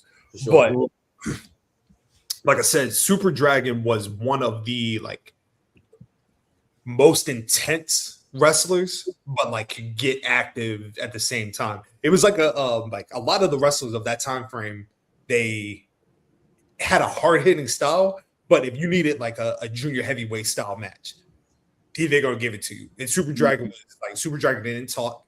Super Dragon didn't say anything. His mask, you can't see his eyes. You knew he was white because you could just see the silhouette, or you could just see a little bit of the cover from his hands and everything that. You know what I mean? But if he was fully covered up, you wouldn't know. I don't know. I was a crazy white man in a mask. Insane. I ain't gonna hold you. That was a dangerous white man in a mask. It's a lot of niggas in masks, but that was a dangerous white man in a mask. Can I say this? And I feel like this is not even a controversial statement, but like you got to be a deep cut historian to kind of get it. Super Dragon picked up where Blitzkrieg was supposed to go. You laughing because you know I gotta pack Blitzkrieg up. I ain't gonna hold you. Blitzkrieg was fire though. Blitzkrieg, WCW, that little 4-month run that he was on, and then my man was like, I'm about to go get real money. I'm about to go get this IT money. I'm good. He left for IT? Yeah. That's wow. Wow. The check cleared. Yes, sir. That man left WCW in the midst of the Monday Night Wars he didn't go to WWF. Like, I think his last match was literally WCW, and then he was out. Leaving TNT for IT is crazy. Over your head. Crazy. And Blitzkrieg came from that California camp too. But anyway, so Super Dragon would be my first one. The second would be who we see on Monday nights every week. And a lot of people, they know him as a great talker, but people didn't see the knowledge. And that's Scrap Daddy, Adam Pearce. Oh, wow. What's up, baby? Woo! I got on my chair when I seen Adam Pearce. Thank you for tapping in. So my boy is getting back into wrestling. Shout out my brother Verge. She's been getting back into wrestling. So it's been a true honor to be ingratiate him back into wrestling. So when we get to the Adam Pearce, and I have to let him know, Adam Pearce fake get busy. You know what I'm saying? He a former NWA champion. I gotta talk my shit for Adam Pearce. That shit is funny as hell. So break it down, Julio, man. For those that never seen, what kind of wrestler was Adam Pearce? Adam Pearce was a classic heel, classic territory heel. Not like a heel from nowadays. He's a classic dirty territory heel. Very old school. His demeanor. He came out in robe. Once he got that belt, he started coming out in robes like Flair. He was wilding, he would do dastardly things. He'll set people on fire. He had henchmen even in ROH. Just a nasty, good mid-card level heel. You feel what I'm saying? He was able to elevate his game in the NWA. So he was booked as the world champion, having that NWA title run, and was a great heel champion, very reminiscent of territory days. So he was like a throwback, if you will. What was his style like in the ring? How did he move in the ring? He was just dastardly. He'd do a little nothing flashy. Yeah. Good seller, very good seller. Brute when he can be, rough when he needed to be. You feel what I'm saying? But he wasn't technical like Brian Dale said. It was like rest holds, shit like that. You know what I'm saying? But he worked though. He makes his opponent look good. Yeah. Brent Albright and Adam Pearce. I see the comment with Scott get back, but yeah, that was like that. Brent Albright and Adam Pearce. Yeah, that was a good that rivalry had started in ROH too. They had that going on in ROH too. He was good. He had a good. He had a little stable back then too. But this kind of you know how JBL started to be on some in that WrestleMania 17 promo. Adam Pearce started to be very ROH. So I'm he was a spokesperson talking his shit, brawling, whipping ass. You know what I'm saying? You could see even in this, he's a baby face in this through the Ring of Honor. But it was this storyline where his mic skills did get the shine because he was very pro Ring of Honor. And it was a nasty heel. But when it came to ROH, he's defending this shit. When Necro and them pulled up, Adam Pearce is right there. You feel what I'm saying? Right there with the smoke with niggas. So he was showing another side. This feud was able for him to show another side. So it's so funny when to see him on Raw and shit like that, and he getting pushed around. This nigga's dastardly. He will throw flames in one of these niggas' faces. You feel what I'm saying? He's dastardly. Did y'all bring this comment up? We ain't bring it up. We brought it up. We ain't bring it up, but we brought it up. Yeah. As soon as I sat down, my eyes went. I was like, "Oh, that dude was fire!" Yeah. Fire. Yeah, I was getting him a little short story version. Shoot, man. If you want to watch a genuinely like great best of 7 series, Colt Cabana, Adam Pearce, the 7 matches of hate, genuinely an incredible series of matches for the NWA World's Heavyweight Championship. Like, incredible. Like, if you ever want to see Colt Cabana at his absolute best and Adam Pearce before he retired, a tremendous feud. Yes. I was gonna say what, and when I won't spend too much time, I want to keep going, but what led to his retirement? Like, did he not just want to wrestle anymore like that, or was it an injury, or I don't know what happened. Yeah, that one. Yeah, this was fire. I saw this too. Shout out KLA Clips. Them shits is fire. I ain't gonna hold you. Them docs is fire. I'm gonna keep it a bit with you. Don't even watch that 95 minutes of Chris Hero. He did a whole doc on that shit. Yo, he break the whole shit down. The shit damn near 90 minutes too. So fuck it. You know what? We follow each other. BGW and KL Clips. I might ask him if he wants to slide through one time. Yeah, that'd be dope. I watched them. Them docs is fire. I ain't gonna hold you. This should be tough. Sure, I was watching one before we started. But yeah, I'm not sure why Adam Pearce stopped wrestling. You know what I mean? I do. To be honest with you, I think it was because he got offered a producer role in WWE. Okay. I think that was the reason. Okay. That bag was the reason. Fuck you mean? I ain't taking a bump, baby. Fuck you mean? I ain't taking a bump. I'm on TV every day popping my shit. Yeah. And shout out to Adam Pearce for getting that bag for this long. Facts. Oh. Yeah, he been in this shit for a minute. A minute. I remember Adam Pearce with hair. Let's start talk about it. Come on. Y'all weren't with Adam Pearce when what do you have? What kind of hairstyle you have? I got you, Playboy. I got you. Hold on. Yes, sir. Yeah, get him right. Get Adam right for the ball. Yeah. I'm about to fuck everybody night up. Hold on. Let me make sure. Yep. Let me make sure that it's up here. J-Rod dropping gems tonight. Yeah, he hanging with the old folk. That's why. Yeah. Woo! Oh shit! Oh, look at early tag Gable saying. Yeah. Woo! Look at the fucking drip. Jeez. Nah, Pierce with the long hair look like a fever dream. Yo,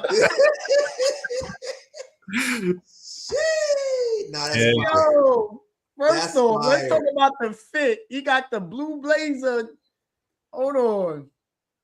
Red bandana. Blue Texas version of blue blazer. Tight. What you call that? Singlet? Double singlet. Yep. Yeah, singlet. You wrestled in high school? Nah, that's just the vibe. That was 89. Okay. I can look at this and see 89. This is definitely 89. Shoot, nah, bro. This, if I'm not mistaken, it's 89 or 92. This might be 98, 99. No way. Absolutely. Wow. Absolutely. Yeah, this is about 98. This is about 98. I'll see her next week. 98. Yeah, this is a Chicago era, right? This is a Chicago era. Yeah. Scrap Daddy. That's tough, man. Yeah. That's tough. I'm Gerard. 98. Oh, brother, I'm look, we're gonna get back to ZZW. I'm about to pull up a pic with Christopher Daniels with hair too. Because I need y'all to see that as well. Oh, nah, Daniels. Claudio with hair was a sight. Yeah, get that too. Yeah, Baldy, man. Was a definitely. I'm about to text you a pic of me with hair. Nigga, fuck it.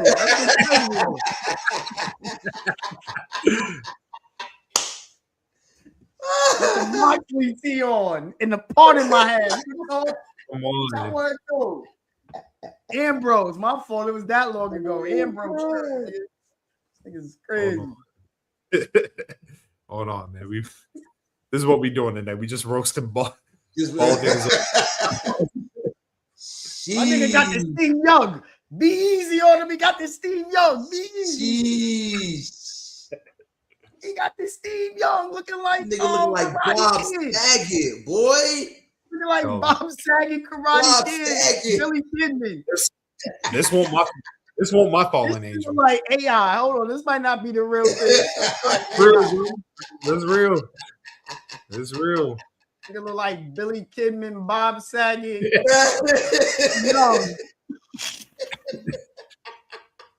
Yeah, bro. Yeah. Insane, man.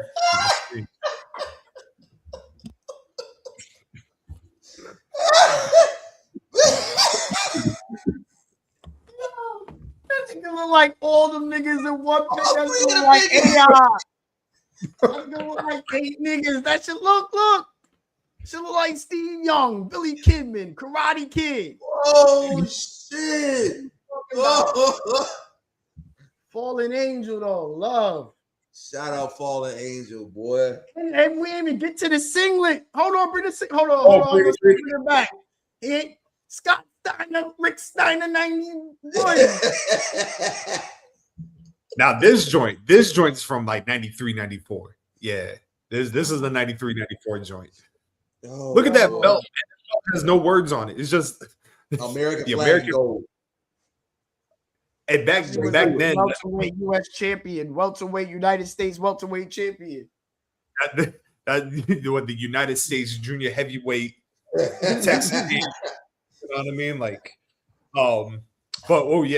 because he's also part of this feud. Claudio hair was a sight, boy. Y'all wild little boy. Sight, boy. Hey yo, man. Salute to all my sideburns. Salute to all my bald homies, man. Yeah, salute. I'm here. Hey, Julio, I ain't too far behind you. I got a couple more years. I'm here right now. I'm a little Paul Heyman. I gotta chill out. I got the hat on. I'm Paul Heyman right now. Damn. Oh, hold on, man. Yeah, hey, yo, I think Claudio got all his hair pictures wiped from the internet. He got scrubs.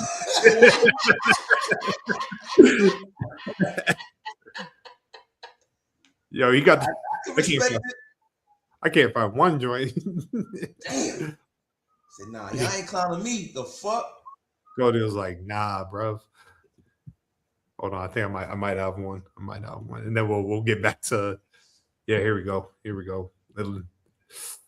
Yeah. Look at that sideburn, boy.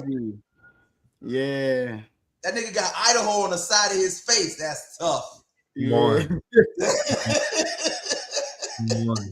Claudio with hair is crazy too. I forgot.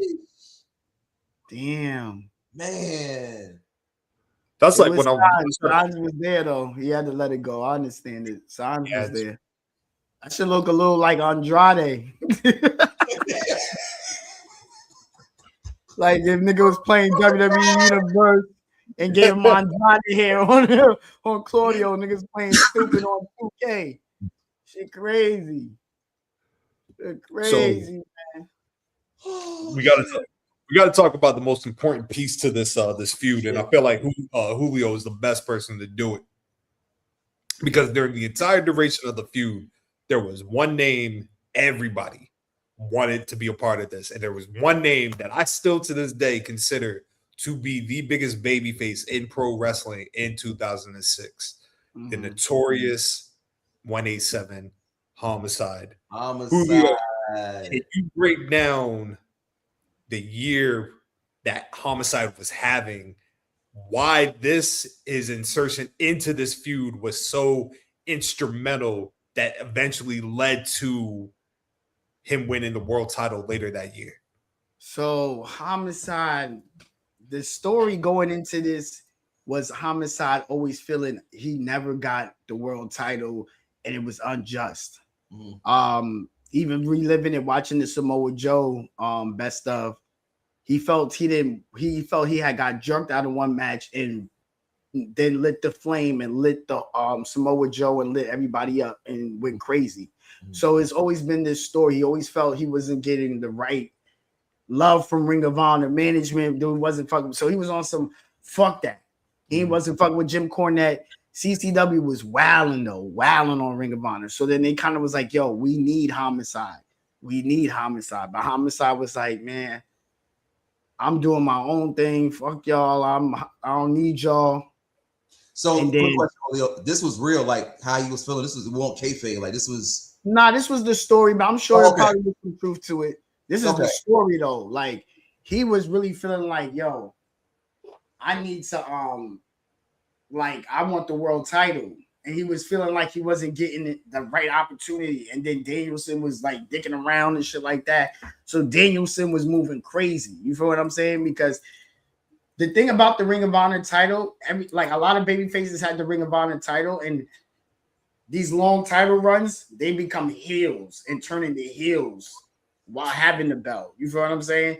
Like the pressure of maintaining this grueling schedule turns niggas into heels. Yeah. Bryan Danielson was this, again, he was like Homicide at that time.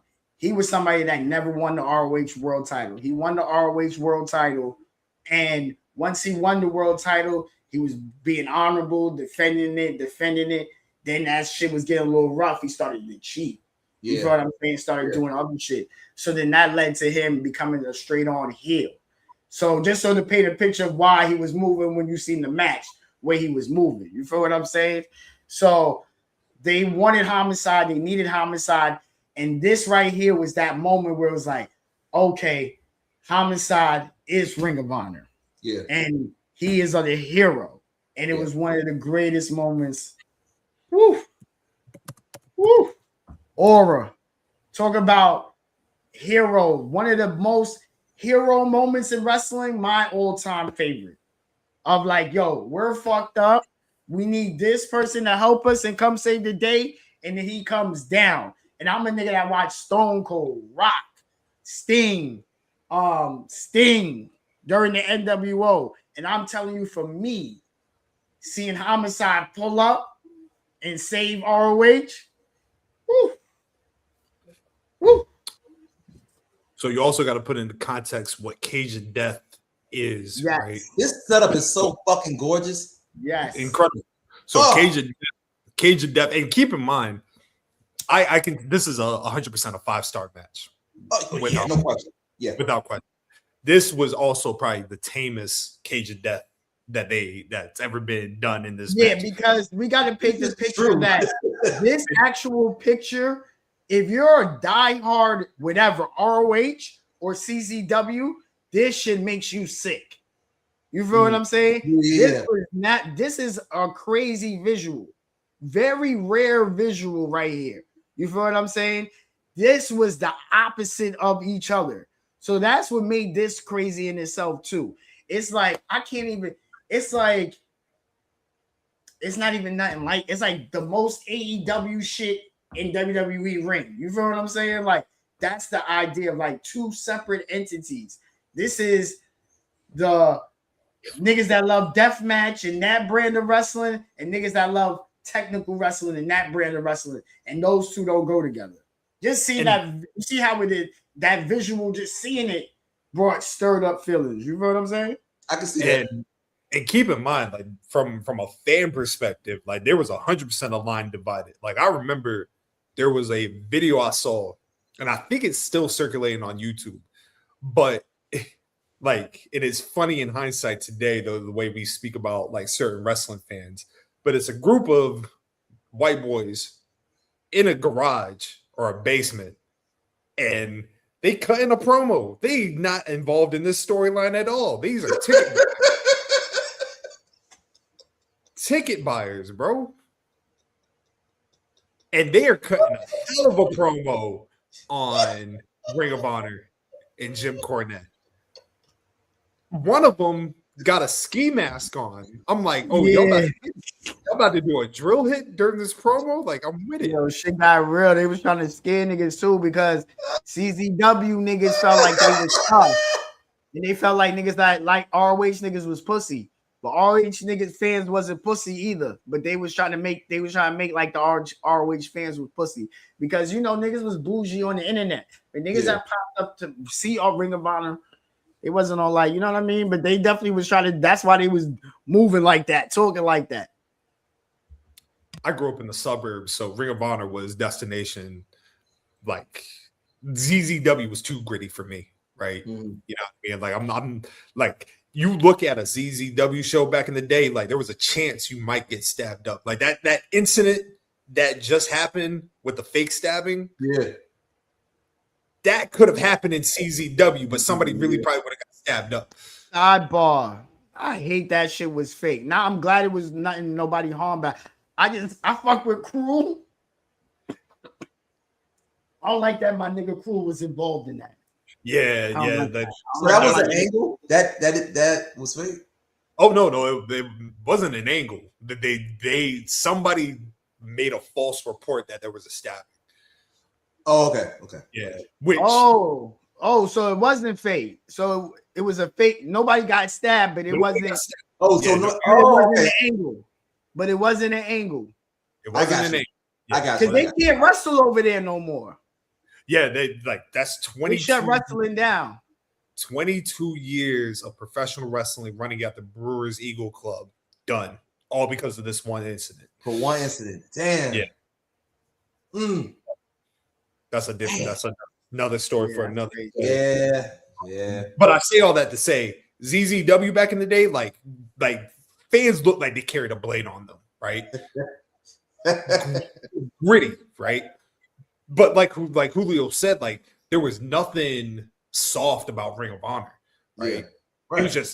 It was just hard hitting wrestling, right? And even like you got to remember, some of the most brutal matches took place in Ring of Honor. You know, what I mean? Wasn't it like a couple cage matches in Ring of Honor?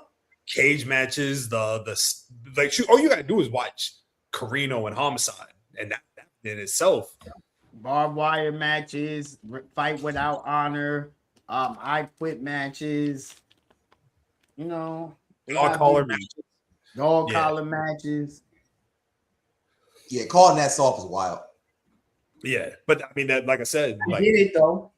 That was it was a real thing. Like I think there was one show they did that was a ZZW branded show, but it was an inter-promotional joint. And one side was the CZW fans, the other side was Ring of Honor fans. Like it was 100% a divide. Even down to like this match, like you could feel tension just everywhere, like from the ring, they had the ROH section and a CZW section for the fans, even in this match too.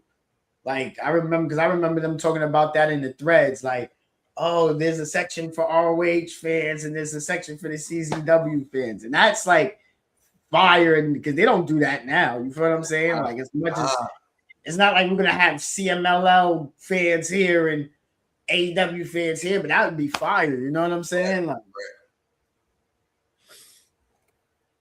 this match was everything. Yeah, because it was a feud on the indies that felt major. It felt like a mainstream feud. It felt like if this type of thing happened today, I feel like it would be so revered. You know what I mean? Like, and truthfully, it was beautifully played out because there's no Twitter to this, right? Right. You're on wrestling forums and you wait for clips, right? Yeah. And if you in the Pennsylvania, that upstate joint, like you deep in the woods, like that is tribalism. Yeah. At its core. At its finest. Yeah. At its finest, right? Because once again, can we make money off of this? Mm-hmm. Can we make money? And they took a 6-month feud and they made money, right? This So probably- this was like the culmination of it, the 6 months altogether. this and one. There's one more match after this. Okay. Fire match, but this is like pretty much the finale of the feud. Okay. And like I said, like everybody played their part perfectly. Like Bryan Danielson turned to be the biggest heel because he clipped Joe. It was so good. Oh, it was so good, Scott. It was so fucking good. I didn't see it coming. I loved it. Hey, Julio, why, no, I can't remember this. Why was Ace Steel in this match? Ace. Why you ask why? Hold on, you just asked why Ace Steel was in this match? I can't remember. Fucking goon. Hey, Ace Steel, same nigga biting niggas backstage. Why? Yeah. That's why Ace Steel was there. Ace Steel, they was beating on Ace Steel. That's why. So Ace Steel wanted smoke too. Who was he with? Ace Steel. ROH. Okay. yeah. He was with ROH because he was in a stable with Punk and Colt called Second City Saints. But once Punk left and then Colt got hot on his own, you know, Ace was just doing what he do on the lower card or whatever. And then they would jump on them because that's what CZW was doing, was jumping on niggas during like the mid-card matches. Wow, and they wasn't never acting bad in the beginning during like the title matches or anything. This would be like during the beginning. So Ace still just was, I'm riding on y'all and I'm not pussy. Yeah. Spider Nate Webb. Mm-hmm. You know what I mean? For those that have never seen Spider Nate Webb, an indie legend without 100%. Like, shoot, in this match, he died. I didn't mean to cut you off. I just wanted because go ahead. Talk about this one spot where he did the backflip coast to coast. Oh, that shit was so tough. Yeah. Oh, that shit was so tough. Yeah. I stood up. Whoop. So just you bringing them up, first thing I think of is we need to do Watch List Wrestling Society X. Oh my God. Yeah. I got thoughts too. I think they got the whole series on YouTube. They might. That shit was like the Sopranos ending. The way that ended was like the Sopranos ending for me, man. Like we had so much more left on the table. That's why I knew Lucha Underground was going to be a hit like that. Do it for her, Jacob and Jacob and those teams on the Indies. Come on, that was a time, boy. Unbelievable. Wrestling Society X. That's like it's a series. Yeah, it was on MTV, and it had a lot of indie wrestlers at the time. Okay, on there. But you know how Lucha Underground is? Yeah. Oh, okay, it's like the that. Exact same thing. Okay, all right. So it's like, it's like the you know how like you have the wire and then the corner. It's like the corner. Yeah. Got it. Yeah. BJ Whitmer is a bitch ass person and a bitch ass individual, and I want nothing but the worst for BJ Whitmer. But BJ Whitmer at this time was like from the Ring of Honor that time frame, like he was like, I thought BJ Whitmer was like a match away from at least becoming a world champion. Like he was off the heels of an incredible feud with Jimmy Jacobs. He was a big player for the Ring of Honor side. When you heard the pop when he came out to the ring, like he got a great reaction. Like people were behind BJ Whitmer. What was he wearing? He was wearing he came out with the tank top and the jeans. Got it. Okay. Well, we had the ponytail. Got it. Yep. All right. Ponytail. Yeah, Matt Sydal. Fire. Matt Sydal like that. I watched a street fight, and it was in Philly, and Bryan Danielson was in the crowd with us watching the fight, making fun of Matt Sydal wrestling in a polo long sleeve. Hilarious. Hilarious. Thanks, bro. Hilarious. Chad, I live the life, bro. I'm trying to tell you. Yeah, my nigga. I know you have. Hey, bro. It's crazy. Oh, genuine, like the homicide thing is number one, but to me, the second one was Chris Hero before Homicide came out. Chris Hero's on the mic. They're beating down the Ring of Honor guys. And he's like, he's got his ace in the hole. You know what I mean? It's somebody that he hates, but that person hates y'all more than he hates me. And it was Eddie Kingston. And I completely forgot Eddie was in this match. Yeah. Eddie coming up with the Puerto Rican tights, or the Puerto Rican, Black kids with the Puerto Rican on the side. I know. Yeah. He didn't bring that back too. Oh shoot, man! He for so long he been in his Kawada bag. You know what I mean? Yeah, he got to get out of that, get back to PR. That's why he's so like he don't know what to do. He got to get that PR on the left side. Act bad again. One last time. Got to. That was so dope too, right? So now you have CZW lore, right? So even me not being a Ring of Honor guy, not really know what's going on, I know these two don't like each other. You feel what I'm saying? So like not knowing the history, but just hearing about it, because certain feuds you may not have been tapped into, but you heard about it. That was a feud for me. I had to go back and do my homework on that because I always heard about that, but I never watched CZW. So to see that, and it was like Eddie Kingston, and I'm like, oh, they got a Homicide too. I'm like, oh shit, they got like, who's this guy? But instantly grabbed your attention. This is in 2006. You feel what I'm saying? Had it already. That was the thing that stood out. He had it then. That was dope about Eddie Kingston. And then to see that they was linked up, I was like, oh, this is deep. So that's what made the Homicide moment even more crazier. Yeah. So where was Eddie Kingston? What he was in CCW? CCW. Okay. He wasn't nowhere near Ring of Honor. He ain't even go to Ring of Honor till like 5 years after this. This wasn't like he went there and then went to Ring of Honor right after that. Like Spider didn't come back till later on. Like Hero and Claudio was the ones that like, nah, we need y'all. They ain't never left. Gabe put his hand. He was like, "Whoa, here's this bag for y'all, real quick.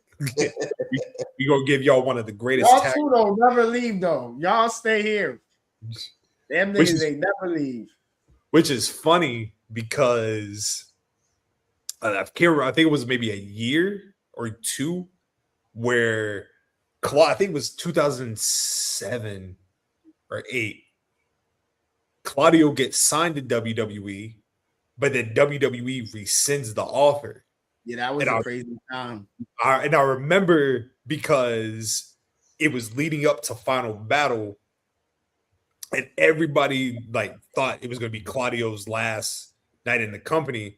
Yeah. And then Claudio gets on the mic and he's like, "I'm not going anywhere. I'm staying." And then Chris is like, "Sucks for you. We done. I'm out." And but then that leads to a very underrated tandem with Chris Hero and Sweet and Sour Larry Sweeney. And I'm glad you brought him up. Jesus Christ, I'm glad you rest his soul. Oh my God. Ahead of his time. If we could be a millionaire now. If we could, and I mean this from the bottom of my heart, if at some point in the next few months we do a watch list on Larry Sweeney, because that Larry Sweeney was incredible. He would be a millionaire now. He would be a millionaire. He would be on television. I don't know what network he would have been on, but he would have been on television right now. Facts. I'll send you some stuff. I'll send you, but like the big thing with Larry Sweeney was the promos. Like Larry Sweeney was like aura. Larry Sweeney was a modern day Bobby Heenan. Quick with it. 12 large, man. This 12 large, man. More. How do you like it? Oh my God, man. I need that. I'm riding the whip for that for 12 laws, man. I'm gonna play when I'm on my way home. Nah, man. Larry Sweeney's passing fucked me up for a long time. How old was he? 27, 28. Oh man. Yeah. What happened? Took his life. Took his life. Yeah, it took his life. Yeah, just an unbelievable talent. But to kind of bring it back around, like I said, that original Claudio WWE offer led to Larry Sweeney coming into Ring of Honor, Sweet and Sour Inc. You know what I mean? He's got Bobby Dempsey in the fat suit. You know what I mean? Like he's the one. Like he brings in Sarah Del Rey. That was you the know time. Yeah, and that was the fucking time. Incredible, bro. That was the time. Incredible. Yeah, that's sweet. That was the agent. He was like the first agent too, like with that Sweet Sour Ink. Like I'm telling you, Don Calhoun had been in the talk with all of them. Oh, and he's been able to get in the ring, not like Paul, not like Don. That's the difference. You feel what I'm saying? A Sweet and Sour Inc. and on AEW television today. Whew. My days. Peace to that guy, man. Oh, I just got sad all over again. I'm sad, man. Genuinely, rest in peace. Yeah, he did have the Wolves, American Wolves. And see, and here once again, before we finish out, the beauty of this era is just like I said, like the memories. You know what I mean? Like, like we young men at this point, where you know what I mean, we consuming wrestling a lot different, but like no different than like the way like Austin and Rock shaped us. Like I know like Julio, you know, I mean, I don't mean to speak for you, but I feel like we in the same category when it comes to like this particular era of indie wrestling, like we were talking about in the beginning, changed a lot of how we perceive pro wrestling. You know what I mean? And that's why it hits harder when Homicide's retired, AJ's retired. We not that far away from Samoa Joe retiring.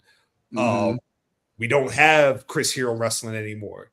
We don't have Sarah Del Rey wrestling anymore. We don't have, like, I think in this particular match, this cage match of death, off the top of my head, I think the only two people still wrestling is Claudio and Eddie Kingston. Yeah. Ace Steel's an agent for TNA. Bryan Danielson's retired. Joe, still wrestling. Homicide's retired. Adam Pearce is retired. Spider Nate Webb, I don't think he's wrestling as much, but you could say retired. Necro Butcher, don't know. I think he's retired. I can care less. You know what I mean? It's just like the people that we've grown up with, like genuinely grown up with.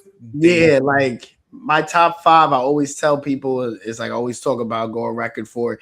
But what I love about my top 5 is because it shows my era of wrestling, and it's no particular order right now, but it's like Bryan Danielson, The Rock, Sting, AJ Styles, and Homicide. You feel what I'm saying? And it's like that for me is like, that's the time. That's the best times of my life. Watching Danielson wrestle, watch Sting wrestle, watch The Rock wrestle, watch AJ in his era. You feel what I'm? And it's just them, but it's their era too. It's like the TNA matches. It's all the ROH title run. One of my favorite parts of this match, again, is when Danielson turns on Samoa Joe, because Samoa Joe is about to have a title match. You feel what I'm saying? And they're about to wrestle. And that match ended up being an hour time limit. Go do your homework on that. You feel what I'm saying? But Danielson turned on Joe and put the selfishness of showing how much that ROH world title, those performers made that ROH world title for me on the level of 10 pounds of gold, big gold, the Attitude Era, that ROH belt, even though it's an exact ripoff of the UWF belt. We smoked that UWF belt. I'm sorry, is Ring of Honor. That ROH belt means something because I watch how these performers wrestle their hearts out. This shit turned them evil, and then they still survive. So, like, it's the beauty of it, and that's why I really always enjoyed it. So with that, it's like, it's crazy now that we're in this era, and I'm loving this new era too, though. Don't get me wrong, because things must end. You feel what I'm saying? So it's just cool to see that. I'm glad we have shows like this to give them their flowers in the platform. You feel what I'm saying? Like, we're gonna do more of these as well too. And like kind of piggyback on what Gerard's saying, like how we felt about this era is how he felt about 2013, 2018. Like, that was a beautiful era for indie wrestling too. You know what I mean? The conversation that happens frequently about the state of indie wrestling is very like interesting, but like near comical for me, because indie wrestling will never die. No. Indie wrestling is the backbone of what you see, right? Every big name wrestler that you know of pre-PC had some type of indie background, right? In the trenches. One of my all-time favorite promos that kind of ties into like indie wrestling in general is the cosmetically pleasing promo from the Briscoes. And there's one part where Jay Briscoe is talking about like they're feuding with the world's greatest tag team, right? And he's talking about Shelton Benjamin. He's talking about like Shelton Benjamin never paid his dues, right? Which is true. Oh, like Shelton Benjamin, I think, got to start in OVW and then WWE.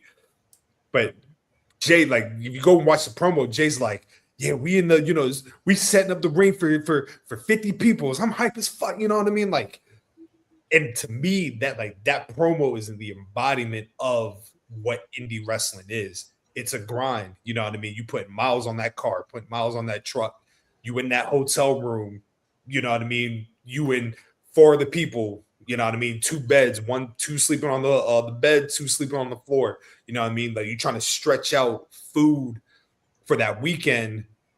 Like I said, probably got to hit that job 9 o'clock in the morning, Monday, just so you can get off early on Friday so you can make the next round.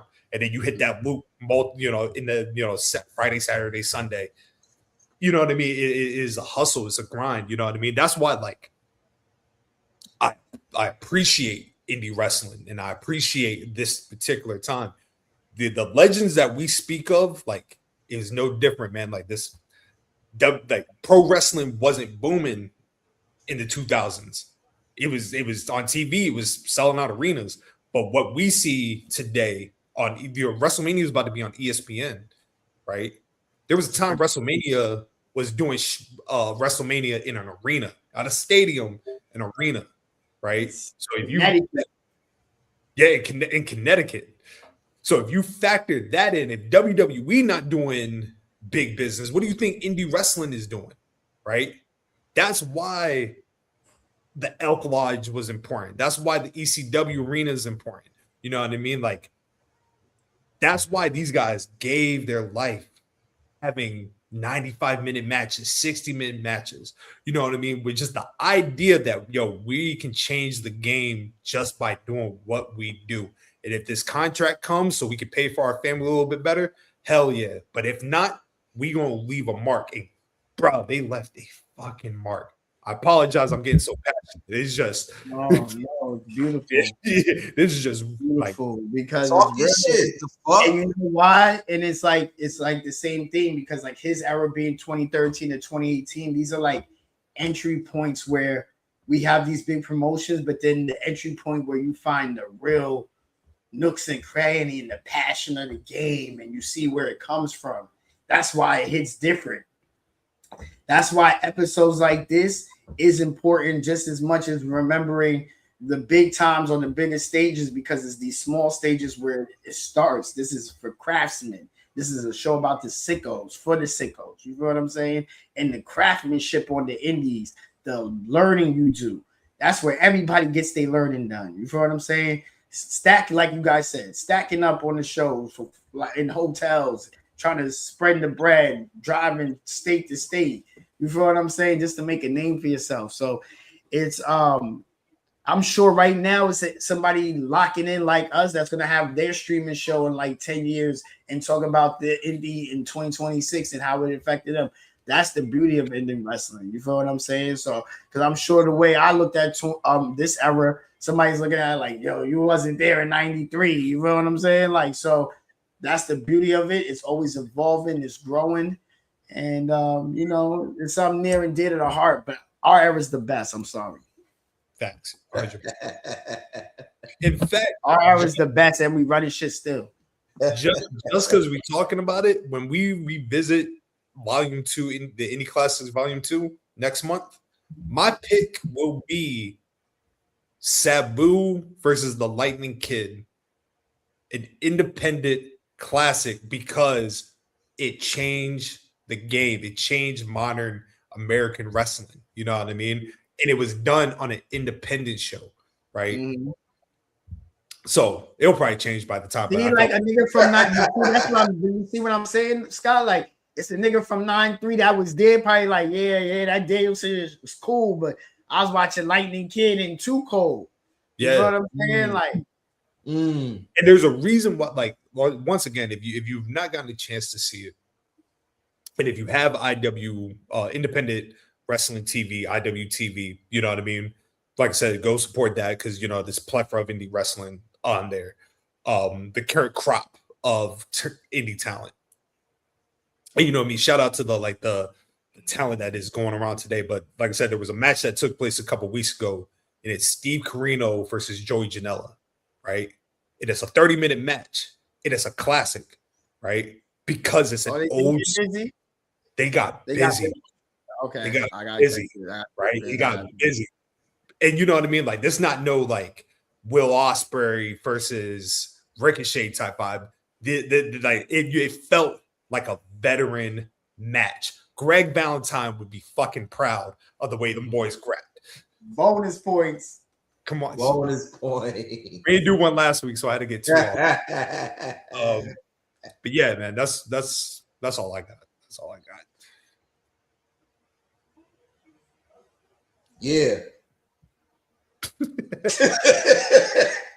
I love Carino too. I just was telling you, probably missed it earlier. I was telling him I love Fat Carino.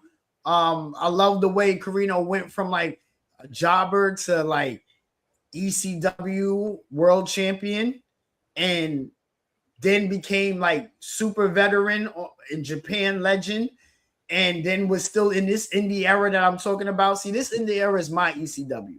You feel what I'm saying? Like the way grown men feel about ECW. I was young when ECW, so the way I was in this is my ECW. It wasn't just one place, unfortunately. Not unfortunately, fortunately, because it was. I love this. Watch Jersey All Pro as much as I love Ring of Honor.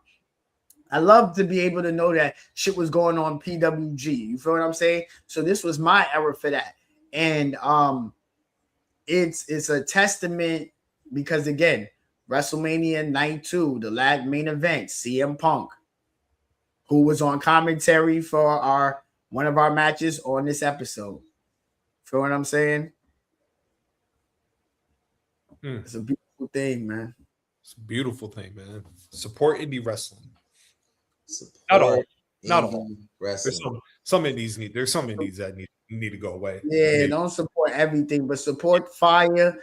And we need NIL, but we also need indie too. Indie gonna keep this shit moving. And don't forget the culture. You know what I mean? Don't forget your Ashes.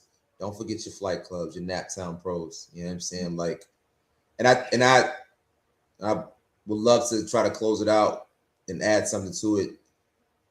This era, I guess, will have to be my era. You know what I'm saying? And I'm good with that because I wasn't there. You know what I mean?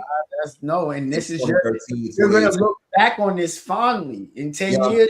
Exactly. Like the next 10 years, I'm like, I was in 2026 watching, you know what I'm saying? Suplex Machine, Alex. What's his last name, Scott? Kane. Alex Kane versus Darius Lockhart. That shit was fire. You know what I'm saying? Like, and now I have a reference. You are documentary. So you can document this in 10 years and really give us a perspective from a different lens, incredible lens. So that's ill because this is your entry point of how you're getting back into wrestling. That's the beauty of indie. Indie is like this beautiful bridge that connects you to what's going on to the mainstream, but still keeps your love fed. You feel what I'm saying? Because what you may not get on the full on the big shows, you're going to definitely get in the indie. You just got to find your indie, and it's going to feed you. You feel what I'm Every saying? single time. If you want death match, we're going to find your death match. You want niggas only, we got niggas only for you. You want women only, we got women only for you. You want men versus women, we got that. You want them to battle rap, we got that. You want them to do Broadway plays, wear robot mascots, we got that. We got it international, different languages. We got it. You got the venue, we got the ring. And that's the beauty of part of where I'm at now. I have so many options, like you said. Hell, if I want to watch, even for people that want to watch LBGTQ plus, you have it. There's nothing. Yes. That's the beauty of where we're at today. There's nothing that you cannot watch.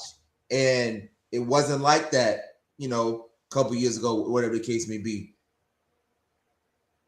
I have the pleasure, I have the privilege to now, can sit back and shut up and be a student here and take what I learned here and apply it there, right?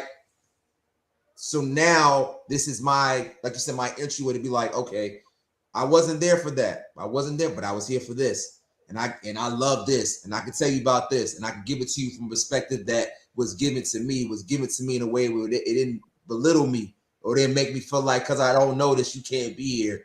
I'm a sicko just as well because I want to learn. I want to know. So I can be like, oh, you don't know about Chris Candido versus such and such? Yeah, I can say that now with confidence because y'all instill that in me. So that makes me feel good. So like your hat say, man, everything is wrestling. Everything is pro wrestling. Part of my honor and privilege every time we do this to sit here and I can just sit back and shut the fuck up and just enjoy the graps. Like it means a lot to me. Okay, that's all I got. So, gentlemen, we've came to the end of the show. I got spaghetti waiting for me at the crib. Woo! Hey, listen, what kind? Mom spaghetti, dog. Mom spaghetti. Prove you lost already. Gentlemen, what we talking about next week, man? What we got? What are some things on tap? HBJ, you got some? Damn, first thing came to my mind was Spring Stampede. I don't know.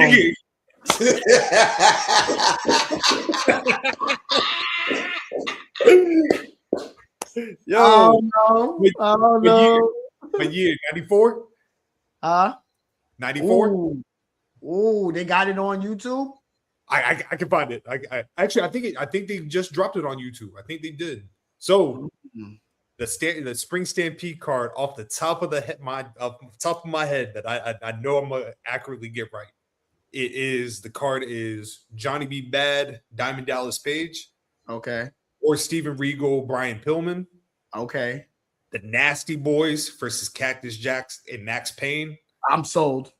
I'm in. Sting versus Rick Rude. Oh, I'm gonna cook.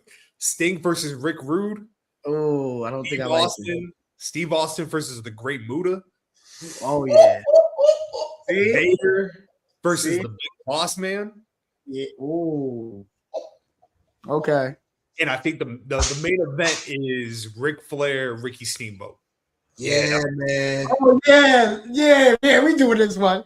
That's the one. WCW watch list back. Yeah, Tom. WCW Spring Stampede 1994 next week. Yes. And if I'm not mistaken, I think that pay-per-view is lauded as, if not the 2 or the 3, but in the top 5 greatest WCW pay-per-views ever done. That's a very important year in wrestling too. We're going to talk about it next week. Very important year in wrestling. Oh, I mean, if you want to, very important year. And if you really want to stamp like this particular show, this is the last WCW show, or excuse me, because they got Slamboree, but I think they have Spring Stampede, they have Slamboree, and I think the week after Slamboree, Hulk Hogan signs with WCW. So you see in the final days of that version of WCW before Hogan gets there. Yeah, I'm with it. I'm with it. Yeah. Done deal. That's right, Gerard. Come hang out with the Come old on, folks. fly back, J-Rod. Come hang with the unks, man. With the unks, you know what I'm saying? PM Unk, last real Unk alive, you heard? Come on. You can find me, Poetic Scotland, on X, Scotland/Underwood, on Instagram. Books available everywhere. Please go. Love is Necessary. Honey and Holy Water coming out. Got good stuff happening. Thank you. Thank you for tapping in, everybody. Thank you. At Heartbreak Julio. Listen to the Almanac Show. Shout out to Dre every weekend, dropping on audio platforms. I Should Have Been a Horseman, produced by Dominican Kev. My album coming soon. Very we're gonna have that for purchase too. So support independent black business. Happy WrestleMania week, y'all. Enjoy. Watch it with loved ones, watch it with friends. If you watch it by yourself, get in your zone. It's a beautiful time to be alive, man. Ladies, I'm already in your phone. Hit me up. LLC. Is that too? Is that too? Hey, man. And you on mute, dog. You on mute, bro. You on mute. Yep. Almanac Show, Locker Room Lead, Watch List, BGW Volumes, Scotland Words of Life, Until the Final Whistle, D-Max Boxing Corner. And it's Wednesday. We motherfucking back. Ladies Who Collective Season 2. Biatch. Real hoops talk. Real rap shit. Come on. For the ladies. For the ladies. Always. Always. For my lady. Not for anybody. Yeah. Correct. My lady. Correct. And look, we done. We out. We good. Crush. Thank you for tapping in as always, man. Any weekend. The best, Crush. Yes, much love to you, man. Until next time, everybody, we are